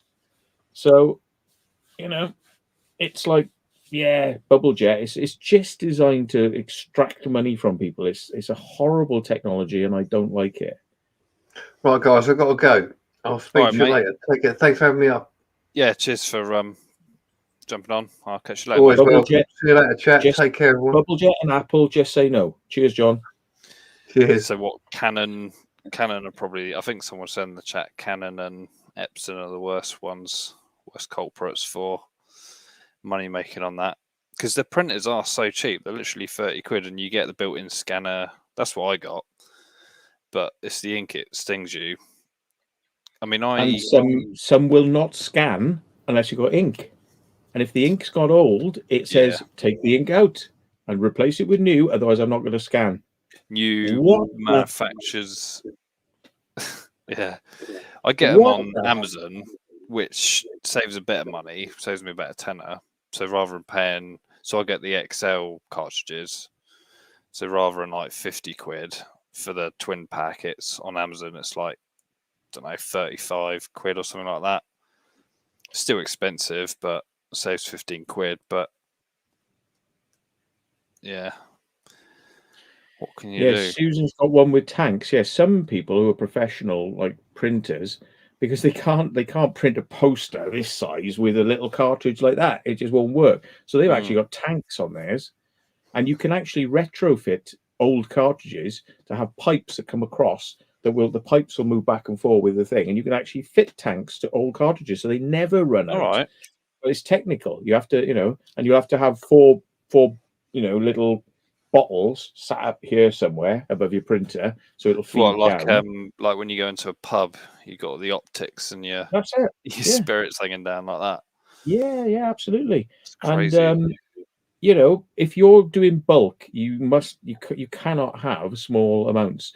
No. Some of the big professional ones, you can actually open it up and you can pour them in, but those are expensive printers because they're like, well, you're professional, aren't you? So we're letting you have the magic secret that we won't let the public have here.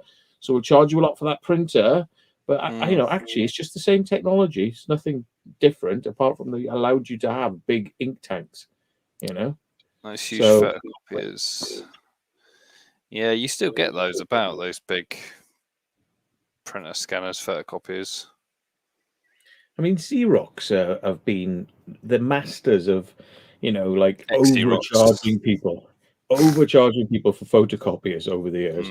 And a lot of it is literally just cleaning out the equipment, cleaning it out and servicing it so that because they're doing such high runs, the rubber gets dry and dirty, so it's not picking up the paper, and that this toner has started to appear in places, and you just blow it all out and clean it all off and make it non-electrically conductive, and then that's it, and scratches on the drums, you get marks and things like that. But I mean, it's like most of your photocopier service guys, they know exactly what's going to go wrong with these machines before they even turn up.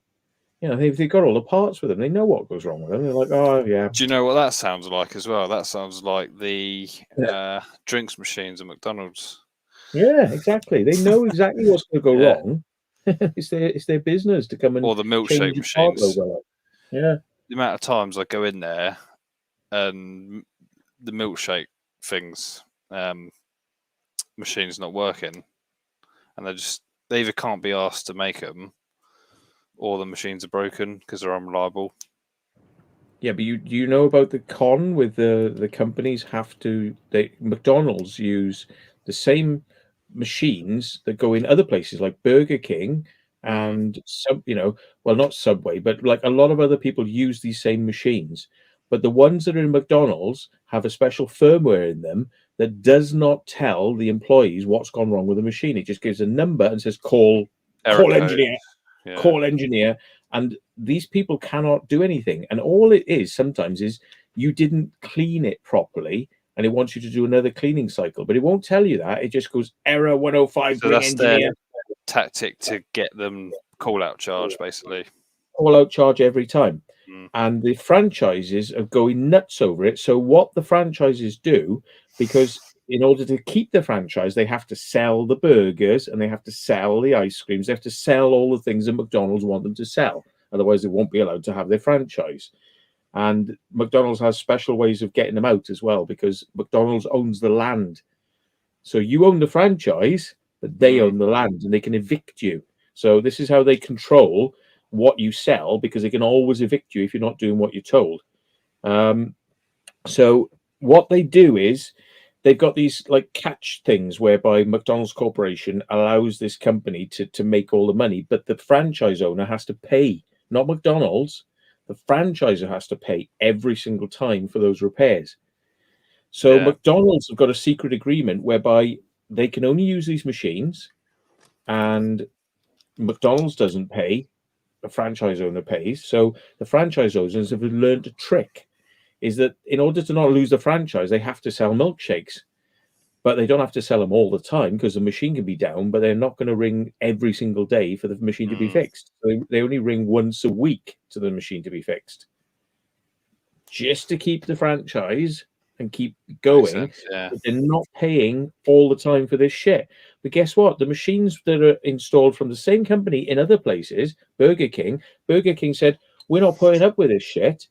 Make these machines work, and we want to know what the error codes were. So they went, okay. Yeah. And they let them know. It reads it out in English what the error is and how to fix it on the other machines. But they're exactly the same machines, but McDonald's is not allowed to have that. McDonald's must pay because the franchisees are paying. Burger Kings are different. The way they contracts with the company that supply the equipment, they said, we're not going down that road. And they fixed it. Yeah. They fixed the contracts with the company so that the companies give them more reliable machines, and the error codes tell them how to fix the machines. Like, give it another clean cycle, it'll be fine. Oh, okay. And you do it twice and it works. But you never think know. they try stuff like that, though, if they got an error code? I imagine that probably McDonald's are, because the secret's out now that why the ice creams and why the milkshakes are not there a lot. It's because this fucking stupid company thing. It's become an embarrassment now. I think McDonald's are probably slowly thinking of changing that supplier, or telling them, you give us what Burger King has, otherwise you're out of here. We will. Get rid of them. But they have some sort of like some sort of arrangement going on, maybe some secret handshakes or something's going on. Somebody's getting a backhander somewhere off the company, So. Didn't you? I remember you saying McDonald's have basements, and you were going to write to one, see if you could have a look. Well, I know they got one in Swindon because and I went to one elsewhere, and I said, "Have you got a basement?" They went, "Yes," but I've also found a number of them have said no. Not all do have them, but some do. But it's a very little known feature. Because you don't think about it, do you? Where do they store all their? Because if you think about it, half of it or 2/3 of it's literally restaurant, and then the other third is just kitchen where they prepare it all. But you don't actually think, where do they store their stock? Yeah, I never thought of that. Yeah, because it's almost like a TARDIS. It's like McDonald's. They get their food from a magical supply thing. Yeah. They open a teleport device and the food just comes out like a replicator, and then they fry it. No. It's stored in weird places with McDonald's. Some places have to have like shipping container things out the back. And some have got an underground, and they actually store the stuff in the underground. But who would have ever thought that McDonald's drive-throughs like that, those little buildings, have undergrounds? Yeah, you just don't think about that. Yeah. I can't say I've seen shipping containers outside, though. Yeah. It's like Pixel Night Tale. I was quite surprised. It was saying they do have, it's mostly storerooms and hiring offices, yeah. I was quite surprised when we went to that cinema up north. But it was like one of the retail type cinemas, like Odeon's now, the multi-screens, like UCI's, Odeon's, Cineworld's, Hmm. all those, right? They're all the basic same design now. But I couldn't believe how many rooms they had upstairs. They had a lot of rooms, you know? It's quite surprising. There was, a hell of a lot up there. Sab the Seeker, they got a small container out the back of our Mackie D's. Okay. I'll probably notice it now. I probably just didn't think anything of it, Yeah. seeing it. Yeah, I mean, you might even find that there's power cables going to some of these containers and they're actually refrigerated containers. Well, yeah, because a lot of it, the only dry food would be the BAPs, really, wouldn't it? And maybe gherkins, because you can store them room temperature unopened. Yeah. But stuff like cheese and the meat would have to go in fridges. I mean, I've never really seen anybody do a documentary on, the day-to-day of McDonald's, like, how it Maybe you sort of should do it. runs. Maybe we should do it, cover it. I don't think they want people to know because they want it shrouded in an air of mystery, so you don't know, Haunted Coachman says Southampton has a container behind the fence. Which one is that, Coachman? Because there's quite a few. I see assume. Lindsay. But, yeah, I mean, it's one of those things. Really, they don't like to talk about how they make the burgers and where they're supplied from and things like that. They Don't like know to why tell it's you such a secret, though. I know, but they like to say it's all British meat and it's all, but they don't want to really show you it being made on a production line because they know that looks kind of ugly. They want to give you this burger. Yeah, they want you to think that there's a more human side to these things, and if they show you a massive production line, you go, "Oh, shit, it is just machine." It's just all machine. Like a lot of that stuff is repackaged food. It's like the meat is not necessarily. It's all 100% British beef, as they say, but it might have been blasted with water to pack it out to give it more weight, and stuff like that. And there's all sorts of tricks and things they do which they don't want the people knowing. It gives them an advantage because they can process things quicker, save money, and provide a consistent quality. Well, how can you provide a consistent quality to an egg that you're serving in the morning? Like an egg. How can you do that? It's because it's not a real egg. It's not a real egg. It was, but it's been fired back together as something that looks like the original egg that you would,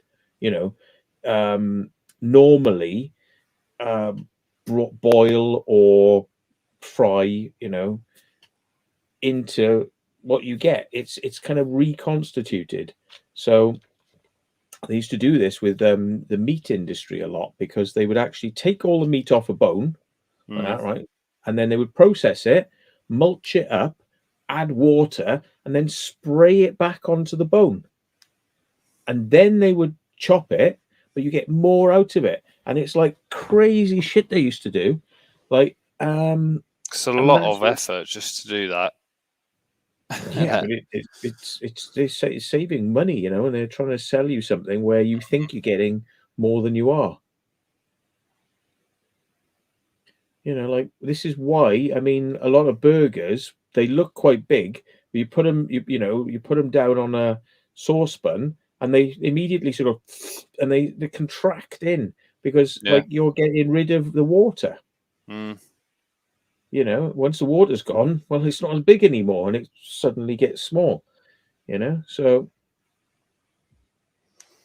It's cheeky, isn't it? Have you, are you one for breakfasts at McDonald's? I have.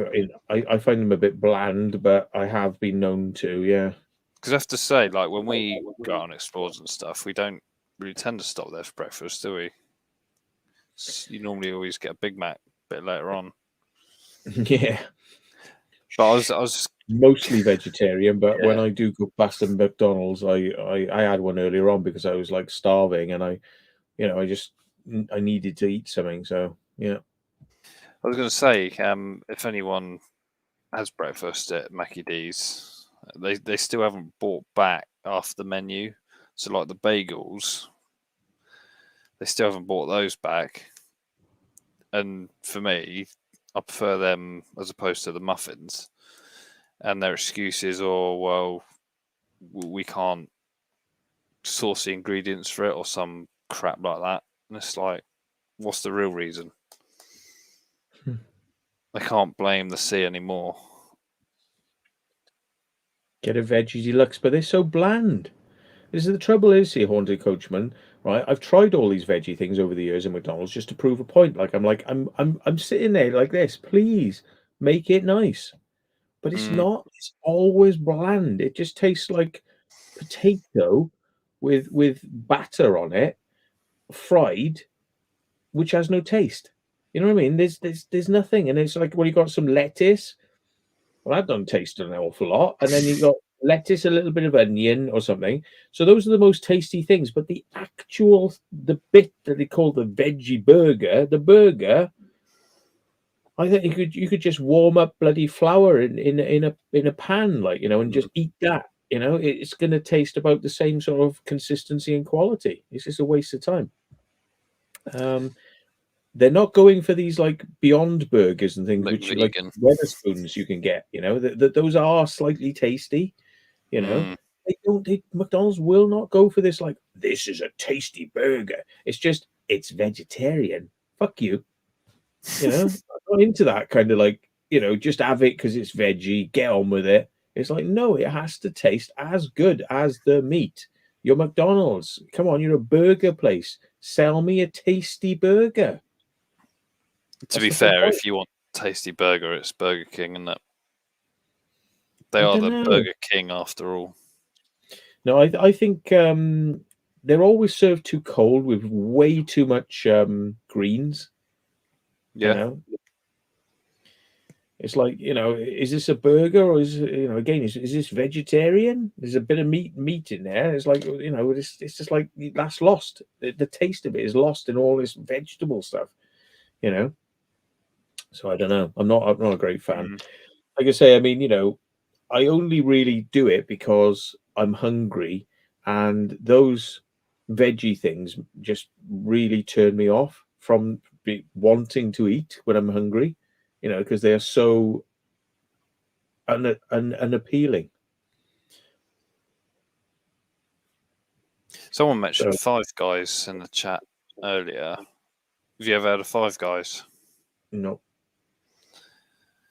I'd say they're good burgers. I think it's way too overpriced though. But on the flip side, they give you like a free portion of fries with your burger, or they just dump it in the bag, the little paper bag your burger comes in, and you get like unlimited toppings, so you can have whatever topping you want in there. Yeah, I mean, I could be wrong here, but one of the reasons I often eat there is I get these vouchers and I fill in the survey, and $1.99 you get large fries and a Big Mac. But yeah, you've always got those vouchers. I've used a few of those that you've had. Yeah, and it's quite cheap. Then it's quite cheap to have like a Big Mac and fries for that price, but they don't do the veggie stuff and they don't do the good stuff on that offer. It's like only a Mac and fries, or you can have a chicken burger instead and fries. But I don't think you can't have the veggie ones because they're considered expensive. So, have you got plenty of those vouchers on you? Ray sent me a thing earlier where it's you type in the code, so on the self-serve machine, you type in this special coupon code and you get the Big Mac and fries for $1.99. It seems to work. Don't know if he sent it to you, but if you've got those, got 3 or 4 receipts in my wallet, and I always go and do it just before I go in there because they expire now. You've got to use it quite quickly when you put the voucher through. It's not bad though, is it? £2 for, I think it's medium fries as well. Yeah, it's medium fries and a Big Mac. It's just Big Mac, cheap and it's quick, and you know, like today, when I went into a thing, I had a cheese and onion sandwich and I had a cheese sandwich. You know, I don't buy meat any other time. It's just Big Mac really. But it's because it's on the road. Natalie Lucy asks, Alex, I'll make you the best Big Mac. Indeed, the secret of Big Mac, to be honest, is aside from the vegetables and things like It's that, the the big sauce, secret isn't it? is the sauce, which is Thousand Island dressing. That's it. Exactly. That's McDonald's big secret. It's Thousand Island dressing. There you go. I could make a Big Mac, but it's just the fact that when I'm on the road, they're making it for me. I can eat it, but I can't prepare that at home. It would be cold when I went out. So KFC yeah. is horrible. I had severe food poisoning there twice. What did you Oh. eat? There we are. Look. Oh. Yeah, look, guy here says the meat industry use a machine called a KS machine made in Germany that looks like a jet engine, and it says it put bones in and comes out in a slurry. Was You that know? Adrian? Is that one? Yeah. I know somebody who used to work in a meat factory in Devizes, and he said literally they take meat, mulch it down, and then pack it back on to look like meat. And Proper that's why processed stuff, isn't it? yeah, it's processed meat. You And know, they add and the they've added chemicals as well. they've added water and all sorts of things to it, and that's what you get. The flat pack that looks like it's been sliced, and you look and like every flat pack is kind of like the last one. They all kind of look the same. There's a little bit of variation, but not a lot. So you know, and he was saying as well. He said you would not believe how we just take the label off, right, and then the same exact meat is the Tesco value range, and then we stick on the stickers, and then it's the Tesco expensive range, and it's like, and they're packaging it up, and it's all the same meat, and then they sell it for all different supermarkets, all different grades of quality, but it's the exact same meat in all the packets, and this is why people are getting ripped off, because you don't realize you can buy that meat for nothing in Lidl's, or you can spend loads in Marks and Spencer's. It's all going to be the same. Marks and Spencer is so pricey, and they wonder why they're struggling. You know, and in some respects, I think, well, people have kind of just got lulled by the supermarket greed. You know, they've lost this connection with like a butcher that actually shows you the meat and it cuts it and gives it to you. It's like people have just got lulled into this kind of like, oh, just as long as it's in a pack, and you know, who cares what's in it, you know, and nobody really cares. So McDonald's and other companies play on that because they can sell you something that looks like meat and looks like an egg and looks like these things, but in fact is you know, very carefully controlled and processed to look like these things. But there's a lot It's of the extra preservatives, isn't it?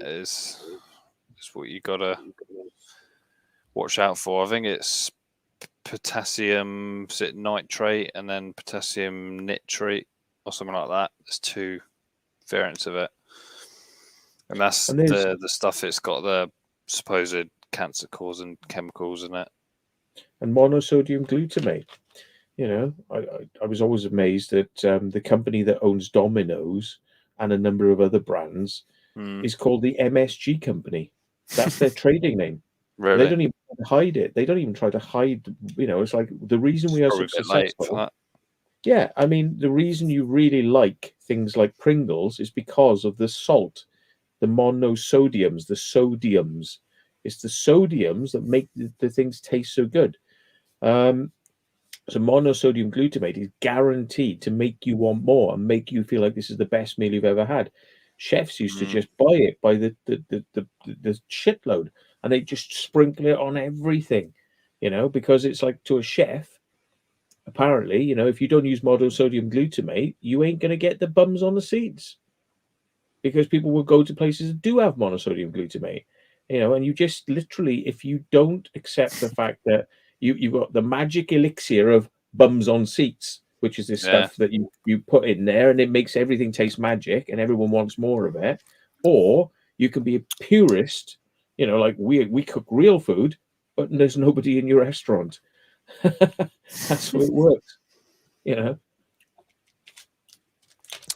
Manufacturers can make burger at any price. It's said to be the cheapest.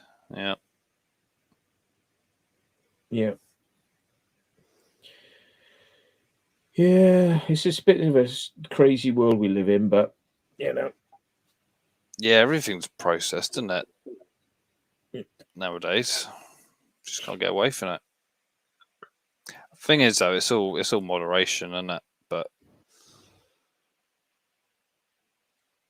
yeah, this is why I quite like good old fashioned chip shops where they cut the chips themselves can't go and wrong they, with that, can you? you know, I mean, yeah, I mean, it is what it is. Like it's real fish being cooked with batter on. You know, it's like it's a real thing. You know, like when you go Mm. and get something from a burger place, you really don't know what you're getting. So It's like a butcher's, isn't it? You kind of just know what you're getting. It's just meat, and that Mm. they don't, as far as I'm aware, butchers don't have all these chemicals in the meat. It's fresh, isn't it? And some of it's yeah, still on the bone, isn't it? so GPS signal lost. meant to stop that earlier on. I still haven't got around to it. Let's just get off. Shut up. Yeah, I mean, to be honest, I'm always horrified by hanging around fish markets. Make me want to vomit, and butchers as well. Like the smells and you know, Yeah. like I can eat meat as long as you don't like show me too much of it. You know what I mean, and where it's come from. You know, and it's kind of like as long as I'm living in this haze. But the reality is, I do know just how bad all the meat processing tricks are, but I'll still eat it because it's like it's just this processed thing. You know what I mean? It's like it's kind of like yeah, you know, my brain. I know how bad it is, I think but with like sausages, you know, the packs of sausages you buy in the shop, if they just call them sausages, they're allowed to what was it? If they like put pork sausages or chicken sausages, it has to be a certain percentage of that meat. Where if they just yeah, call it sausages, they don't have to declare what percentage of it is actual meat. So there's so many like different tricks and marketing strategies because you don't know what's in it, do you? Really? yeah. There's things like brewing the industry. You know, they like salt content. Salt makes you want to drink more. You know, they can't overdo it because I mean, too much salt is actually quite poisonous for you. You know, but they Yeah, do. They have a salt content in beer to make you want to drink more. yeah. They they have ash. Ash is put in wine. You know, ash is put in dog food. They're allowed a certain amount of ash. They're not allowed to go above it because then it would be like, well, where's the food? You know, where's the So food? You just put why in would you put that in dog food and filler, padding, filler, yeah, reasons. You know, why do they put a lot of preservatives and chemicals in things? Because they stabilize the food so it'll last longer. It doesn't necessarily always have anything to do with the taste. It's to do with getting it off the production line in a way where it'll get to you and still be edible.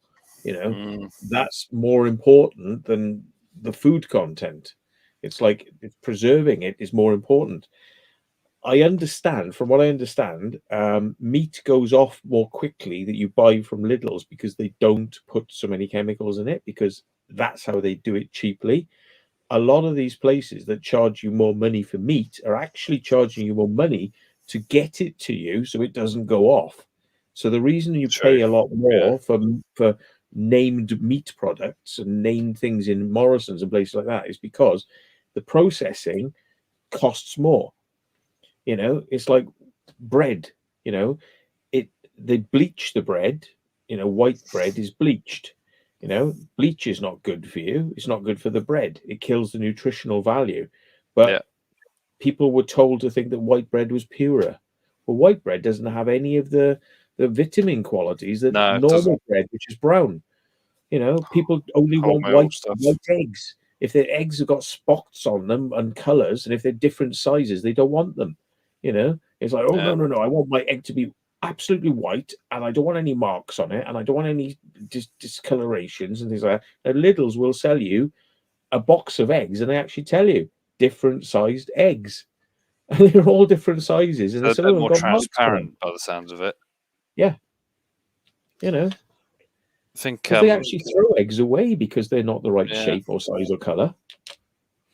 I think some supermarkets sell, is it like carrots or something like that, and they're called imperfect or different fruits and stuff that aren't the right shape necessarily, but they're branded as, you know, imperfect or misshaped sort of thing.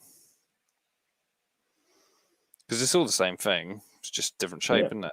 Doesn't really matter. Yeah. Otherwise, I mean, it just I've goes to waste. I've never had a problem if I'm like I grab a tin and it's got a slight dent in it. I don't sort of go, oh, I'm not having that in case it's got a hole in it or something like that. I'm not fussy about it. Or like soup And tins. yeah, I mean, I've had a period where I was a bit down on money, and I was on my fucking arse really badly, and I had to go to the bloody food bank, believe it or not. And because believe it, I couldn't get over it. This was like a shock to me. The food banks have got too much food. They can't give it away enough. They want to, a lot of these food banks, but they can't. And they literally said to me, like, how much do you want? And I said, well, just enough for a couple of weeks, and then I should be sorted. But I'm just like, I haven't got money to buy food at the moment. They're like, okay. I said, well, do you mind if the food is on the edge of being out of date? And I went, not at all. So they literally reversed the car up and they filled my car with tins. I was like, have it. And literally because they said, well, nobody else will take it because everyone's so about things that are on the edge of the date, right? So I took the stuff away. Yeah, I took the stuff away and I gave it to friends. I said, here we are. Like, I don't eat meat, but they've given me a load of meat things. Yeah, so you have all the meat things and and like that. And I just gave it to people as like little presents, and I kept the things I could eat. But it's amazing that even the food banks have got to keep nice, clean, brand new, with not much, like it only just come out of the factory because people won't take it from the food bank. People are funny; they want like brand new.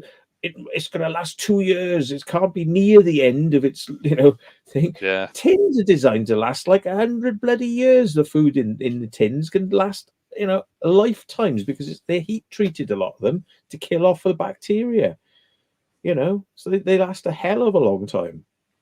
Well, you think the amount of tins we've seen in abandoned like houses, more cottages and houses, or the Orpheus bunker, or the tins down there that were like 30 years old. Yeah, weirdly, the food in the Orpheus bunker place didn't have sell-by dates on, did it? Do you remember that? Don't know if that was maybe it wasn't a requirement back in the 60s or 70s. Yeah. Haunted Coachman says you need a voucher from a job centre or doctors or social services to use food banks. I didn't. I just contacted them and said I haven't got money at the moment, and they just said okay, come round. Some food banks maybe don't have a lot of food. I do say this to people, like Wiltshire is quite well off.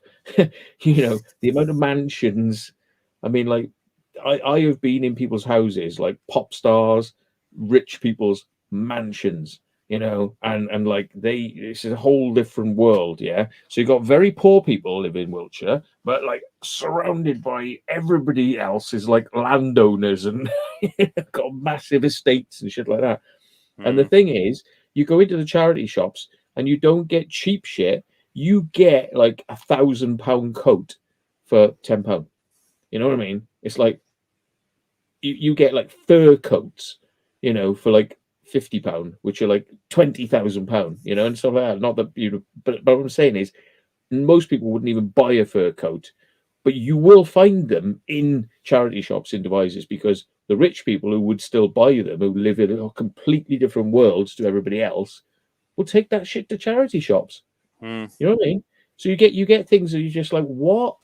Like this is a £10,000 dress, and I mean I've heard like people going to charity shops and spotting things and like whoop, I'll have that, and putting it on eBay and like, you know, selling something they bought for a fiver for like 500 quid. Because the stuff you can pick up in charity shops that rich people are giving away because they got so much money Yeah. is crazy. And I've always been amazed at what you can get in Wiltshire. I don't know, in London, there's probably people like are getting, they're getting all the stuff, and it's like the food banks, you know, like they probably do want to know who you are. In Wiltshire, it's not like that. You know, like you say, like, oh, food bank, and they're like, oh my God, we haven't seen anybody for a week. So, oh, please, how much do you want? Take it, please. Like that. They're glad to see you. Yeah, well, I mean, it saved it going to waste at the end of the day. Yeah. So it's better it going in the bin.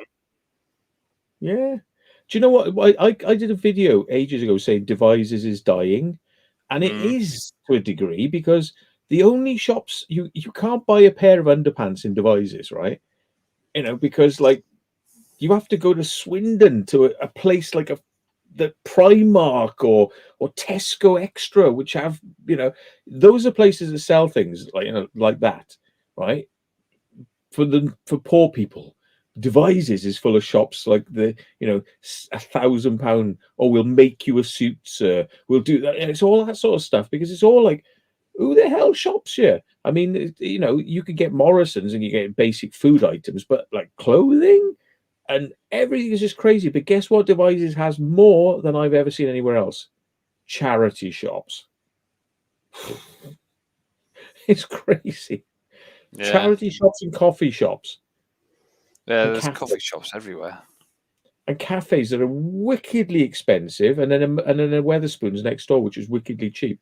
So all the posh people are sitting there, they're like this, going, you know, sipping their tea with their finger out, like, yes, my dear, you know, with their fur coats on. And right next to them is a Weatherspoons, where all the poor people are just like having a whole meal for like a fiver with a pint chucked in, you know, and they're all paying like 25 quid for a breakfast. Well, do you remember when? Next door.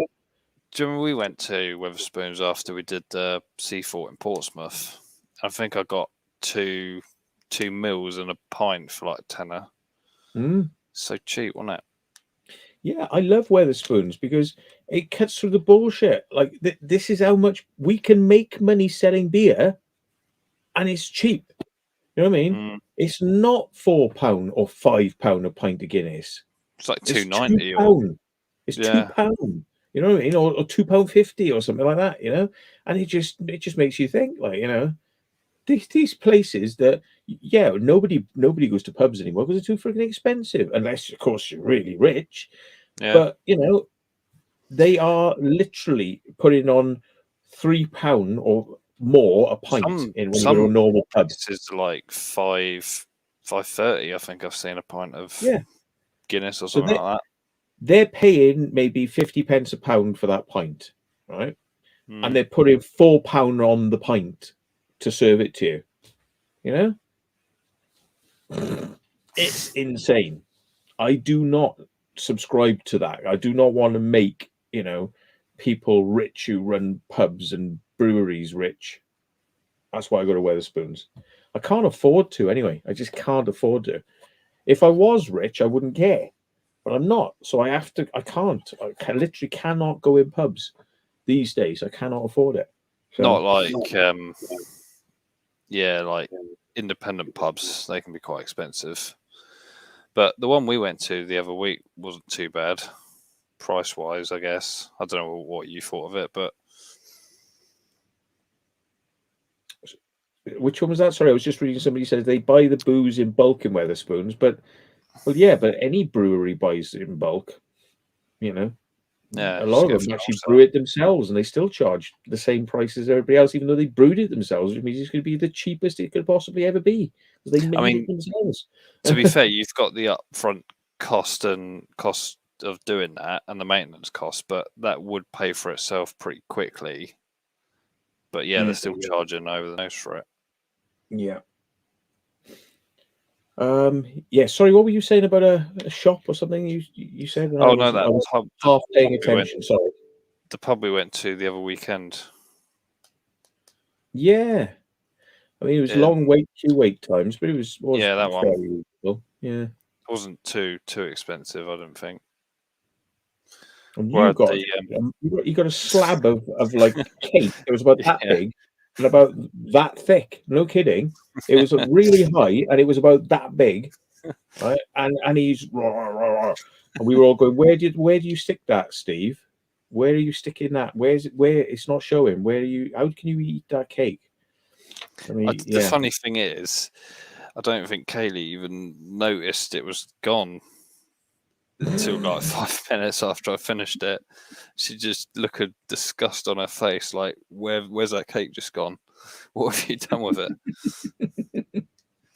I couldn't believe it. It wasn't expensive. Whereas, that's the only thing that I'm a bit sort of wary of is they apple crumble pie in Weatherspoons. They got a very limited selection of desserts now, but apple crumble pie is like £4.90. That is cheap as shit. Why is it the most expensive thing that they actually have on the dessert menu when it's apples, which there's a glut of? It is quite, isn't it? You know, that's the cheapest thing to produce, and it's the most expensive. So I have to avoid that. You know, I avoid the desserts, but everything else is okay. Mm. And they do really good things like the coffee. You know, once you buy a coffee, they give you the mug and you can refill it as many times as you want. That's an American concept we do not have in the UK. You know this. Tell me, people, if you don't know this in the chat, right, you're going to be shocked here, because in nearly every fast food place in the States, without exception, you buy a drink, you can fill it back up yourself at the machine as many times as you want. So as you leave, you fill it up to go to the car and put it in your car. Yep, or you order an iced tea or an iced coffee, and quite often when your drink is probably, you've got a quarter of the drink left, without even asking, they just bring you a top up, they bring you a new one to the table. It's brilliant. You know, they really do have a much better concept of making the customer feel wanted and happy with this free refills, and you know what you've got to remember at the same time is obviously wages are lower out there, so they do rely on tips, don't they? So the more they obviously please the customer, the more tips they get. So it kind of works both ways, doesn't it?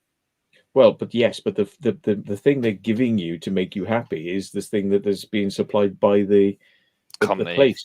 It's actually, but they do say that Coke and all these things that are on a tap are just cordials that are mixed and it's syrup. on the It's called post-mix syrup. So you mix that with just soda water, and the money you make on that profit, massive. So, but it's just a nice touch, you know. Like you come back to Britain and it's like, no, that drink will cost you this much, you know, and no, you can't have a free refill. And then you go to Weatherspoons and it's like this breath of fresh air where it's like, well, you know, it's just a carbonated drink. Well, they don't do it with carbonated drinks. They should, I think. They should do it with carbonated drinks. I think they should say, you know, you can go and refill it, you know, and then people will be like, what? But they do it in the States, therefore it can be done. It can be done. There's no. I think the only two places I've seen over here where you get bottomless is Pizza Hut, which is obviously American, so that's understandable. I think Toby Carvery and also Harvester, I think you can get bottomless, but that's just the only places I've seen it. Yeah. Chain wise, anyway. Hot drink refills, yes. Tea and coffee, you can refill as much as you want. It's brilliant. But yeah, like I'm pretty sure Mackie D's in the States, it's all unlimited because every one I've been to, they actually have the soda dispenser machines in the actual restaurant. Yeah, on the customer side. Yeah, so you just go up and help yourself. Yeah. And that's quicker as well from, you know, a waiting perspective, because you're not waiting for the staff member behind the till to make it, where they just give you the cup and then you just get on with it. Yeah. I just thought it was nice that like you've eaten your food and you've drunk some of the drink, but now you've got to get in your car, and because of the heat and the fact that you've got air conditioning, you know, you just fill it up because you're going to go to your car, put it in the drink cup holder, because you're going to drive down the road and sip it on the way down the road. it's just a nice little thing. It's like, yeah, fill it up and take it with you. You know, it's like Yeah. that is a nice thing. You know, not like, oh, you've got the dregs of what you've got left now as you're leaving, and you don't want to queue up to go and buy another one because that's boring. And they put too much ice in it because you never wanted that much ice, but they did anyway. And it's like, so you feel like, well, I've got this much left in the bottom now, but I'm going to just take that and run because it's like, I can't be asked to go and get another one. And I'd have to pay for it. But like in the America, it's like you're leaving and you just are walking out with it. It's like, see ya.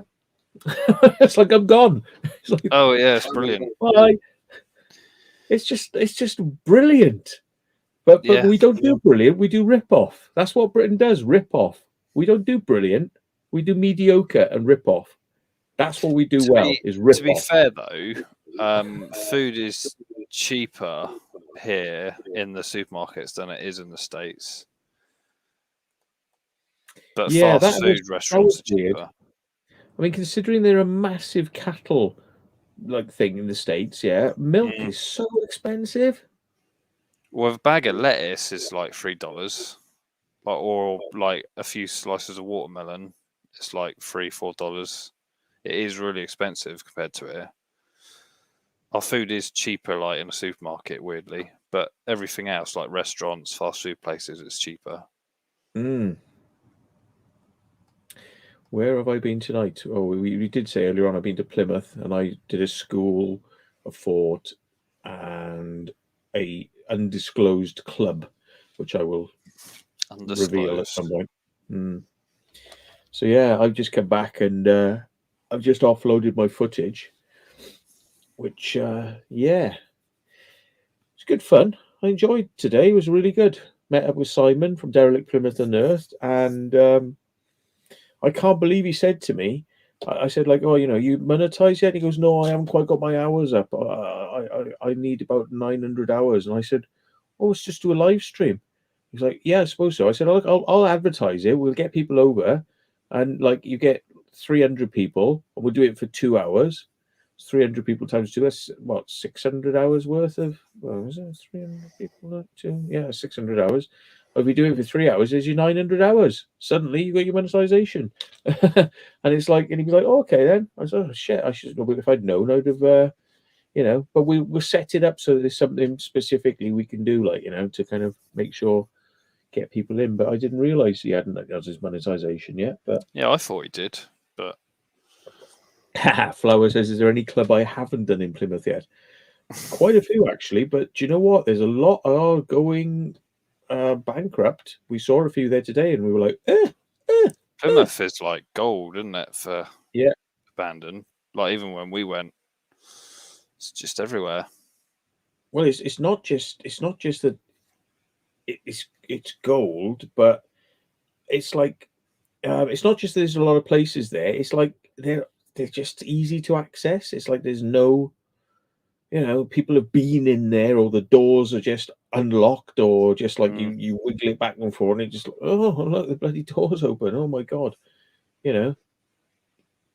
I've never seen anything that was that easy to get into. I mean, we climbed up into a building site, and we went up the scaffold, and it was like there's this big door there, and it was just like and it was like it's like opened. It's like that nightclub I went to in Bournemouth. Like literally just climbed up the ladder, got on the roof, and there's a big hole, there's a big rip in the tent, the roof, and just in. Well, you can see it in my video because I actually did film how to get in that one. Yeah, it's just so easy. People got no idea. This is why I like to let the camera roll, because I mean, like that Crystal Maze, that guy was going, "You broke in, yeah." I said, "Mate, we really didn't." He was not having that, was he? And that video you put out like 2 days ago, the one with Kalian, he didn't let you out of the room. He was like, "Oh, I'm going to fight you." Yeah.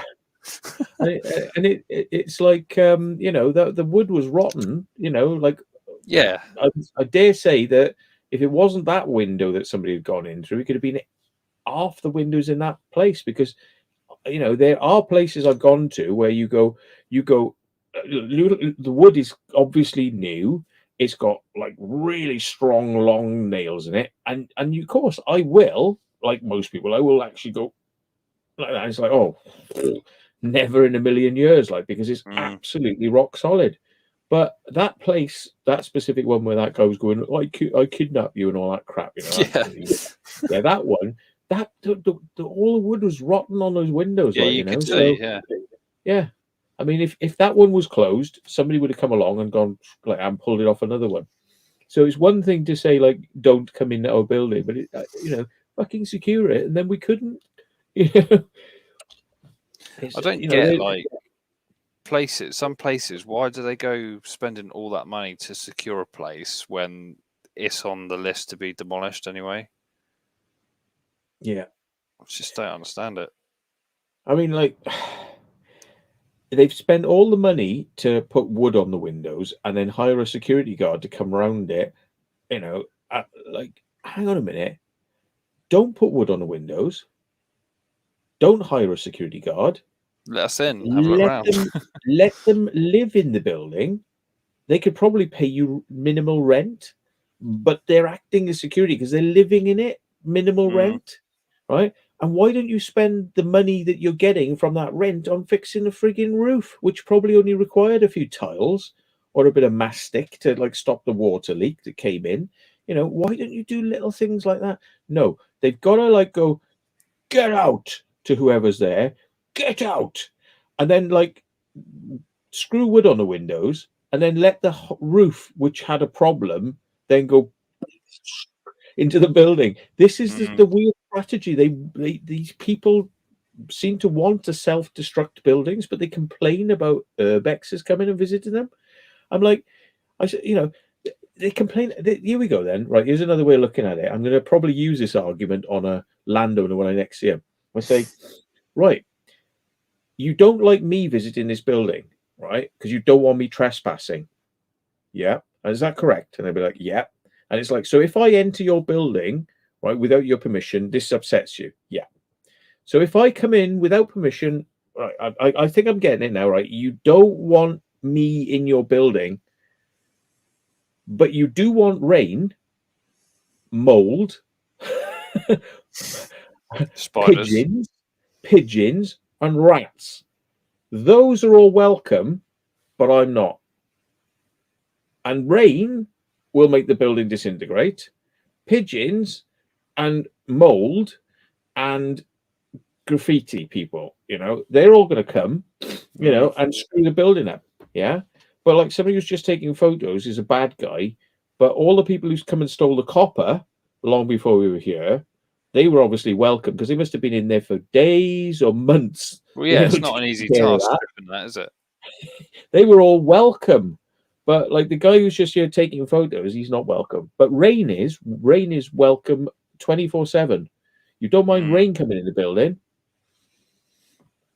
And pigeons and rats, they're all, you know, they're all given a gold card.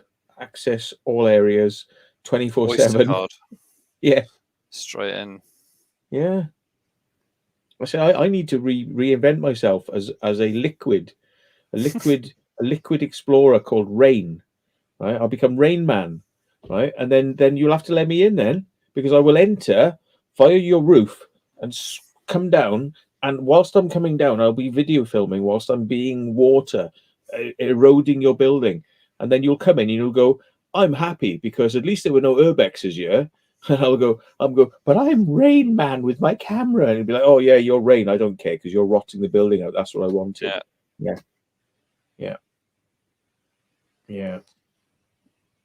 Doesn't make sense, does it? Identify as a rat or a pigeon. I say, I am a transsexual pigeon and I demand that you let me live in this building. The guy didn't really put much of a fight up though, did he, in the end? There's like 5 or 6 of you anyway. Yeah. He might have if it was just 2 of you or if you're on your own, but yeah, I don't think his dog looked like the type that was going to attack us either. I don't understand why he had to grab his dog. Yeah. You know, and he had to grab his dog and he was like holding it really tightly and the dog was whimpering. Like, It's like, where's the dog's collar? Then you wouldn't have to grab its frigging neck, you moron. Where's the lead? Where's the collar? Don't you have collars and leads in like Romania or wherever it is you come from, or Russia? Don't they have collars and leads? Who knows? Maybe you didn't get the memo. But yeah, he wasn't happy, was he? No. Those sorts of explorers are funny. Do you want me to tell you something funny that happened today? Actually, I don't know if it's ever going to make it into a video. Go on, Em. I got dog shit on my boot, right? So I could smell this when I was walking through this building. I was going, "What's that smell?" I was like, "I don't know." I was walking around and I go, "I've just smelt it again." And they were like, "I don't know," because they couldn't smell it because, of course, it's wafted up from my boot into my nose. Yeah. So in the end, I worked it. I was like, "Oh, look, I got a big turd on the bottom of my." So anyway, I was like, "This building is going to get demolished." By the way, so I found a fire extinguisher because they were all untouched, and I used the fire extinguisher to spray the bottom of my boot off. So it was like, it was very efficient. It worked really well. Brilliant. Yeah. So I got rid of the dog turd, but I thought Simon was still filming me doing this because he was filming me like spraying my boot. So I thought he was still filming. So I leaned over and grabbed another fire extinguisher, CO2 one, like, all right. And I went, but it didn't, CO2 didn't come out. Powder came out, and it absolutely sprayed it from head to toe, covered in powder, and he was like coughing. But the thing is, I couldn't believe it. We were all just like instantly. I didn't realize what powder did. I was expecting it just, it engulfed us all. We were all coughing and going, got out, and then it was like, it was in our throats, in our mouths, and it was like all right. So spitting and like cleaning, and I couldn't get over. Like Simon cleaned himself down and he cleaned himself off. I'm like, all right, and then he went like this and like patted his hair, and it was like smoke emitted from his hair because of the powder. The powder became like a smoke thing coming off his head. It's hysterical. And he was still filming at that point. He filmed. He pressed go as I'd already sprayed him. I think he must have instinctively pressed go and saw us coming out of the building. But he was so manic, he was pointing at the floor, and it was like, and you could hear us all choking, running out of this building because I've just filled it with bloody powder by accident.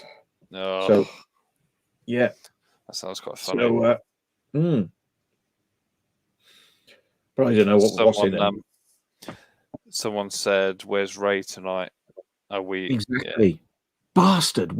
Where's Ray? Where's Ray? Yeah, we were talking about that before we went live. I was wondering what is in a powder fire extinguisher.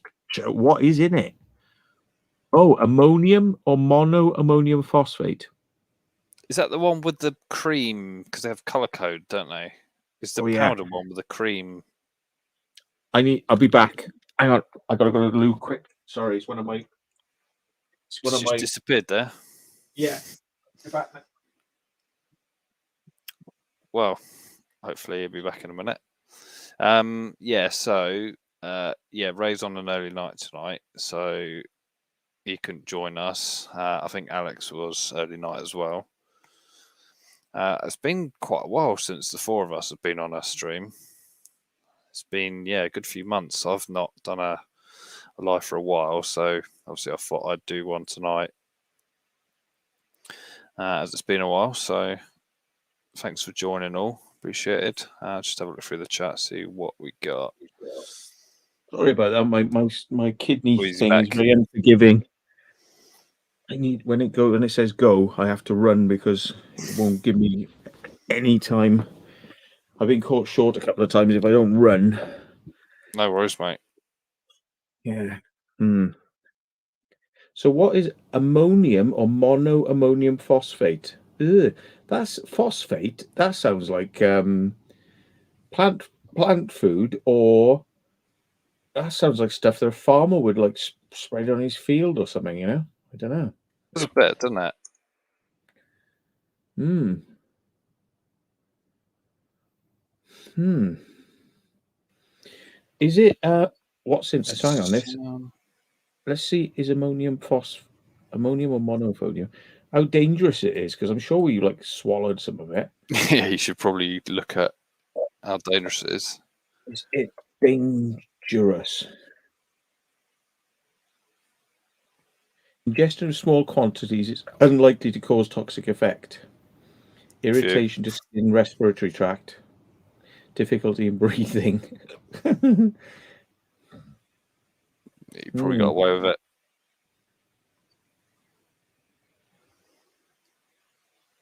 It's not thought to have harmful health effects. Oh, sorry then.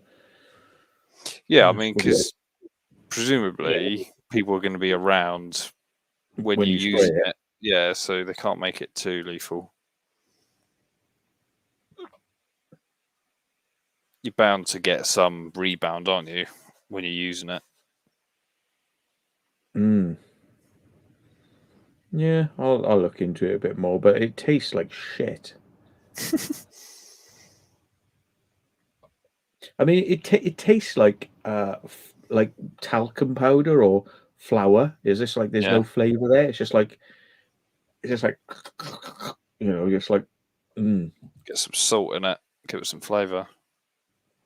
I swear we all thought it seems to sort of extract the moisture out of your mouth as well. It's like it's just like your mouth is like, and you try to sort of get it out safer than asbestos. Well, yeah, there is that. So I was meant to be going to court tomorrow with the driving related bollocks, and I wrote to them and asked them about some stuff, and never received a response. And subsequently, because I haven't received a response, I can't do what I wanted to do in court. So therefore, I've had to send them a thing saying, "So can I just adjourn this then until you can be bothered to write a response to me? Thank you very much." You know, that's a bit shit, isn't it? But it's not on the Isle of Wight, is it? The court? No. Far enough though, because I just said I'm not coming all the way up there. I wanted to have a video link, you know, instead, which they only started to do since the big C word. They started doing these video links, and I'm like, well, yeah, I want one of those then, because I'm not driving all the way up there for that. You know, I mean, like, deal with it, deal with me through a video link, and we'll sort it out that way. But they never wrote back, so it's like, oh well, you're the bloody case without me now because you never bothered to write back, you bastards. So.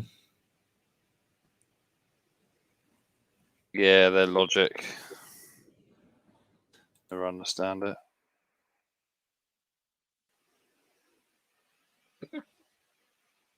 Yeah. So I'm just looking to see whether I don't think they've sent me anything. But the thing is, I wrote to them, you see, in a letter, so I shouldn't receive a reply via email because I wrote to them via letter. Yeah. So I don't know why I don't know why I'm bothering to look through my emails. I don't think there should be anything there. I'll just say adjourn it. So John says blue is foam, and then the cream is powder. So I guess that's the color coding on the extinguishers. I'm sure there's a black. I sprayed Jordan with foam one once. Did you? I think they're quite funny, fire extinguishers. They're hysterical. Do you remember at the the ice rink place we went to, there was a swingy chair and like these like little low rider carts with wheels on? It'd be quite cool if we had one then we could just use it to like power ourselves around on a swingy chair. That'd be quite fun. What Melissa, you said go have one for me, please, Matt. What shower? What are you on about? I don't know what they're on about. Yeah, I don't know either. Squid Games is quite interesting, but it gets boring in the middle, but it gets better again apparently. But here in the States, some courts for traffic violations, the judge takes your license if you don't turn up to court. Well, they do tell you to bring your license with you because they will take it off you to send it to the DVLA so that they can update it. But the thing is, they also tell you many times the paper one doesn't mean anything anymore. So therefore, the only thing they can take off you is the plastic one. The plastic doesn't have any endorsements on it because it's just a printed plastic one that doesn't have endorsements on it. So they're not going to take the only one that doesn't actually mean anything. Mm. Why would you have to bring it? So I've always done this. I've been into court so many times over the years. They're like, have you got your license with you? I'm like, no. Why didn't you bring it? I go, was I supposed to? And they're like, well, yeah, because we might want to take it off you. And I say, oh, I'll send it to you if you want it. Like, it's like, because they want you to go, fuck you, I'm not letting you have my license. That's what they want to hear you say, so they can go, contempt, kill him. But if you go, no, absolutely, I just didn't think you needed it. It's irrelevant. I think, you can issue me with a new one when it has points on it anyway, so what's the problem? I think I've heard in the States, if you get caught for speeding, you just pay a big fine rather than get points. I don't know if you get points on your license, but they just give you, so no matter what speed you do, you just get a fixed penalty. So whether you do 20 miles an hour over the limit or 100, you still get the same fine. Well, Melissa's asking, is there another moderator on because she needs to go and get a shower because she stinks of cat urine because she has been rolling around in cat urine and poo. Icy's on. Oh, sorry, she said she's just got it busy in the morning. Sorry. Obviously, I'll keep an eye on it. So I need some glasses. No worries, Melissa. Thanks for keeping an eye out. Oh God! Since you got up, wasn't it? You getting those? Well, yeah. Laughing sometimes, I end up giving myself hiccups. I haven't had them for a while. Simon had hiccups earlier on in the car. Maybe we're all suffering from the same poison. Yeah. For speeding, what is it, Barry? For speeding, what you were talking about? Me speeding? Can't say. Can't say, but yeah. But I'm trying to get off it. Let's put it like that. And I'm not bothering to go all the way halfway across the country in order to get off something and then have to pay my own bloody petrol and everything to get off it. That's defeats the object, isn't it? They get you there. You spend 100 quid in petrol getting there. 100, you got a whole day, and then they want to fine you on top of it.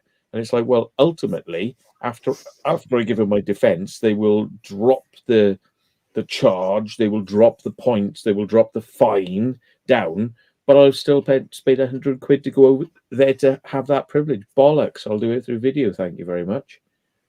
Yeah, they're supposed to reimburse you, aren't they? If it's gonna caught with pure. Oh yeah, 20 kilos of 20 kilos of cocaine and 100 kilos of cannabis, which I was delivering to your house because you're such a fucking dope addict.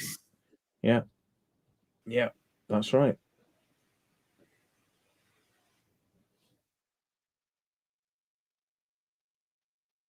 So yeah, absolutely. Yeah. Good luck, Melissa, with your. He says, good luck with your thing tomorrow. What, your shower? Hospital appointment. Oh, is it? Yeah. Oh, is it? It's a hospital appointment. So we keep wishing you good luck with the shower. Yeah. Just watch out with those showers. They can be pretty lethal. Good luck. Good luck. I'm just being silly. One of the coachman says, Matt, I had to do a speed awareness course after I got a speed van catch me in a coach. Coaches aren't limited to 56 like lorries, are they? Mm-hmm. Coaches they're not limited, are they? Coaches can be, I think. Yeah. Depends on the company. They can be. It's just annoying when you get two lorries. You get a lorry overtaking a lorry, and there's not a third lane, and because they're all pretty much limited to the same amount, it takes ages to for them to overtake, doesn't it? 62 is limiters on coaches, yeah. Yeah. I mean, most bloody drivers of lorries and things, they take these limiters off. You know, because you see them flying along at like 75, 80 miles an hour, and it says on the back, like, this vehicle is limited to 60 miles an hour. I'm like, no, I don't think so. I don't think so. Yeah. Yeah, obviously I think there's obviously some people in the chat from the States, but in the UK, lorries are limited to 56 mile an hour. But I remember driving in the States, and I had like a 18-wheeler up behind me, and I was doing 70, 75. And you're not quite used to that over here, are you, obviously? Because I remember when I was a kid, I was in a bus and it was doing 95 coming home from a holiday in Italy. We were skiing trip, and I was watching him. I was looking at 95? 95 miles an hour we were doing coming back. He was tanking it. Wow. Yeah. Some buses can go in these, but they say limited. We don't use KMH over here. Epic. No, Don't know what so that is. It wouldn't have been kilometers per hour. It was definitely miles per hour. And this was years ago. And he was lucky they weren't the speed cameras back then or average speed cameras. We're talking 30 plus years ago, 40 years ago. Mm. And yeah, because they would probably be very, very seriously banned driving a bus at those speeds these days. I'd imagine they throw the book at them. I mean, yeah, lorries and buses, they can go well over a ton, can't they? Because they got quite big engines, but they're just limited, aren't they? Could hear myself. Yeah, man. I know. I brought you up. I brought you up in the It's the actual YouTube. Yes, so I could see. Stream, yeah. Oh shit. Yeah. Never mind, eh?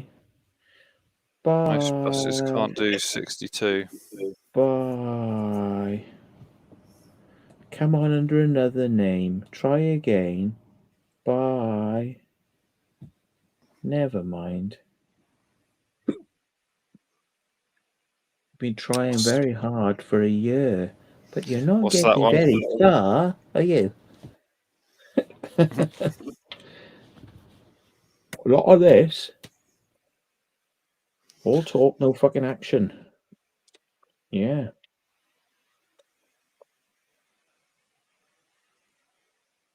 Buses have big batteries in them, 24-volt lead acid batteries, I heard. Yeah, most lorries and buses are all 24 volts. Probably need them. Yeah, because they got big motors to start. I mean, that extra voltage helps them turn over. It's yeah. Yeah, I had heard. Yeah, Mick J, I had heard. Yeah. Yeah. Oh, I see. Yeah. Cool. There we are. That's all they can do is smoke dope all day long, and then cause trouble. And well, it's going to come back on them, isn't it? It's not going to last forever. So we shall see. Nope. We shall see. Because these people are very silly. Very I think I can hear silly. myself. Can hear yourself? Yeah, I think you've got the... No. No? It's not paused, but now. It's paused. Hang on. Let me just put my headphones on. Where's my headphones? I think it's all right now. Can't hear anymore. fell down there. Oh, right. Yeah. Like I said on a live stream earlier on, I said, hello. Hope it all goes well tomorrow. Good whatever it is that you're having. I hope it is good.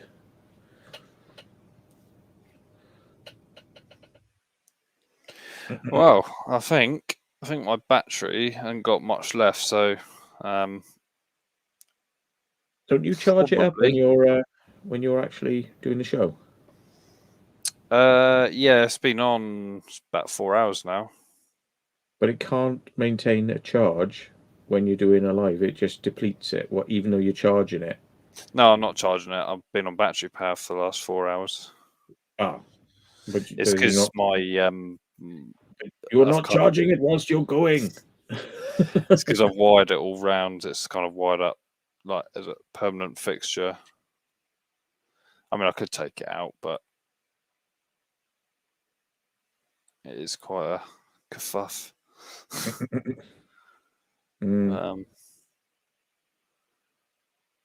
Yeah. Well, I mean, the thing is, trolls, they probably get like this kind of, like serotonin buzz, like that somebody is talking about them. No. You're perfectly fine. Just keep telling yourself that.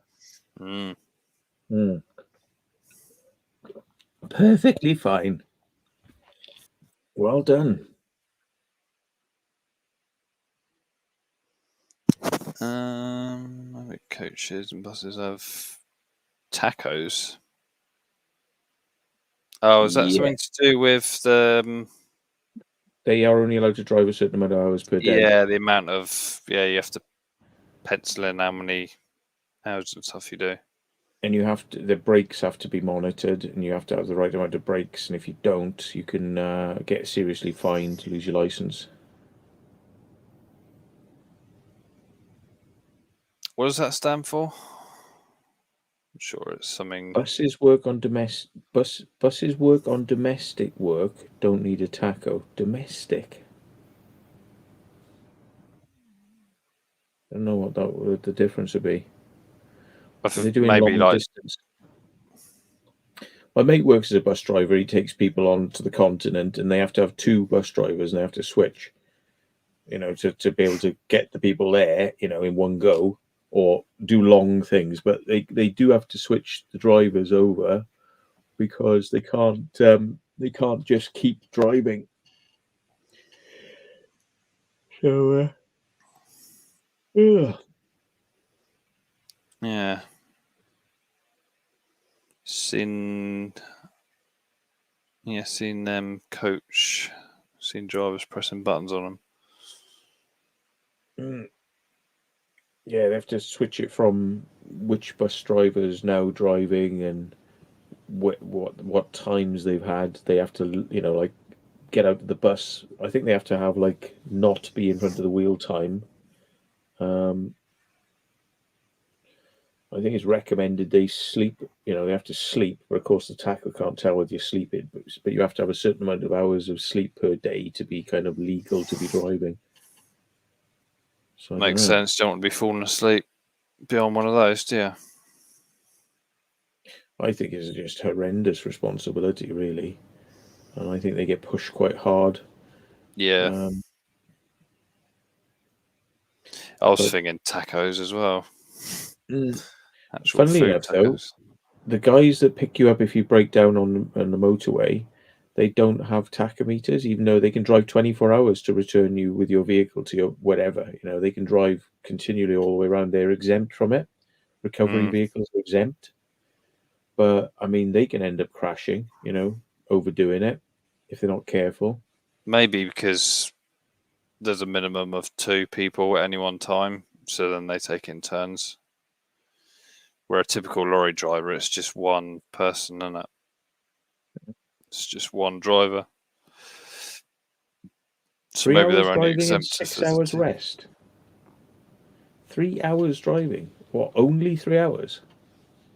That's not a lot. No, not if you're doing big distances. they won't be able to. It's got to be longer than that because they wouldn't be able to get there. I don't think they'd just be, Yeah.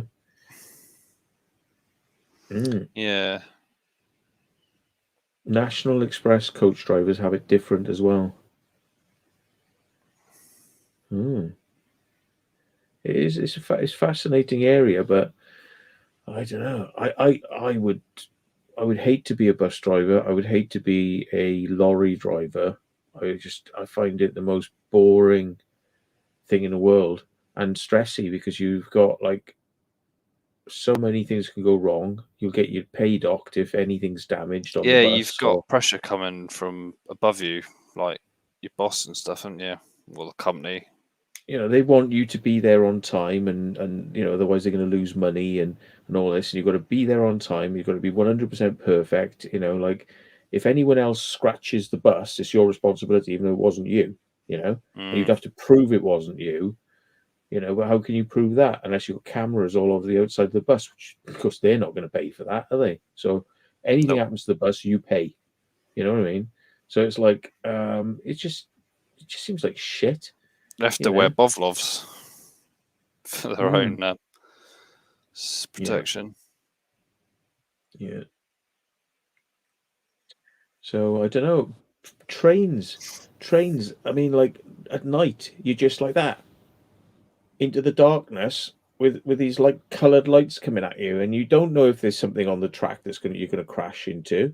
So No, you just wait for your stop signals, don't you? And wait until something goes incredibly wrong that you can't do anything about. It's just like 1 minute you're quite happy, next minute the train's just derailed and you suddenly crashed. You know what I mean? They get paid quite train drivers. They get a lot of money. But I mean, it's a hell of a lot of responsibility. I mean, like you can't switch off. You got to be concentrating all the time. I mean, look, you ain't just got 100 people like you'd have on a bus. You've got like 1,000 people or something like in some of these long trains. Did you? Well, I guess everyone's heard about the train crash in Salisbury in the tunnel, and they were using a diesel locomotive to try and tug it out, and that was just getting wheel spin. And I saw a photo of the train track after that diesel locomotive had gone, and it had melted the track, so there were grooves where the wheels were just spinning, where it was trying to pull it out. Sounds right. So that whole bit of track's got to be replaced, and probably a new set of wheels for that diesel loco.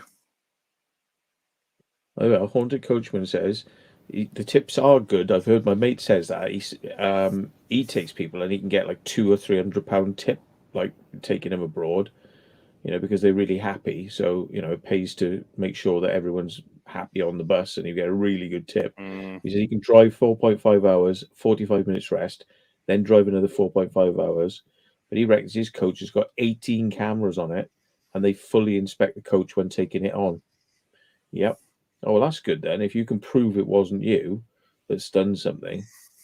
But I mean, you're driving down the road, and like you get your wing mirror, and those wing mirrors are like, they're like 4 foot, 5 foot tall, like they're huge things, and they're going to cost a couple £100, I'm sure. One of those mirrors, maybe even more than that, And like, well, who's to say who was on what side of the road and was too close, or whoosh, it's like, I'm sure my mate says, I mean, the arguments they get into over damage to these coaches that happens, the arguments they get over it is just like horrific, So I don't fancy all that sort of like shouting and defending yourself, like. But they want you to drive the bloody bus. They should test you out to see whether or not you're good enough to bloody drive the bus, but they don't. They just get a lot of these bus companies, including the one my mate is with. They'll just get somebody who says, "Look, I got I've got a license." It's like, there you go, there's your bus over there. So they've never driven that bus before, and it's just like, get in it, off you go. And it's like, of course they're going to end up scratching it and doing things. I mean, it's like every car's different. Every bus is different. They're all different. you know, and these people are just like, hey, go on and take that one, off you go. You know, it's like, oh, you broke it, did you? Right, pay. Jesus. Mm. The worst story I heard, Haunted Coachman, was this guy said he had a bus license, got in the bus, started up, and went ram, ram, ram, and caused him £20,000 worth of damage on the engine because he revved it. Because most bus drivers would know to start the engine and leave it warm up for 10 minutes till all the temperatures and pressures come up before you attempt to rev it. But he just got in there, he went ram, ram, ram, ram, and just like smashed the engine up. Have you ever had any ones like that? Idiots who just, you know, pretend like they know what they're doing. You know, like, yeah, I want to be a bus driver. I haven't got all the qualifications. Yeah.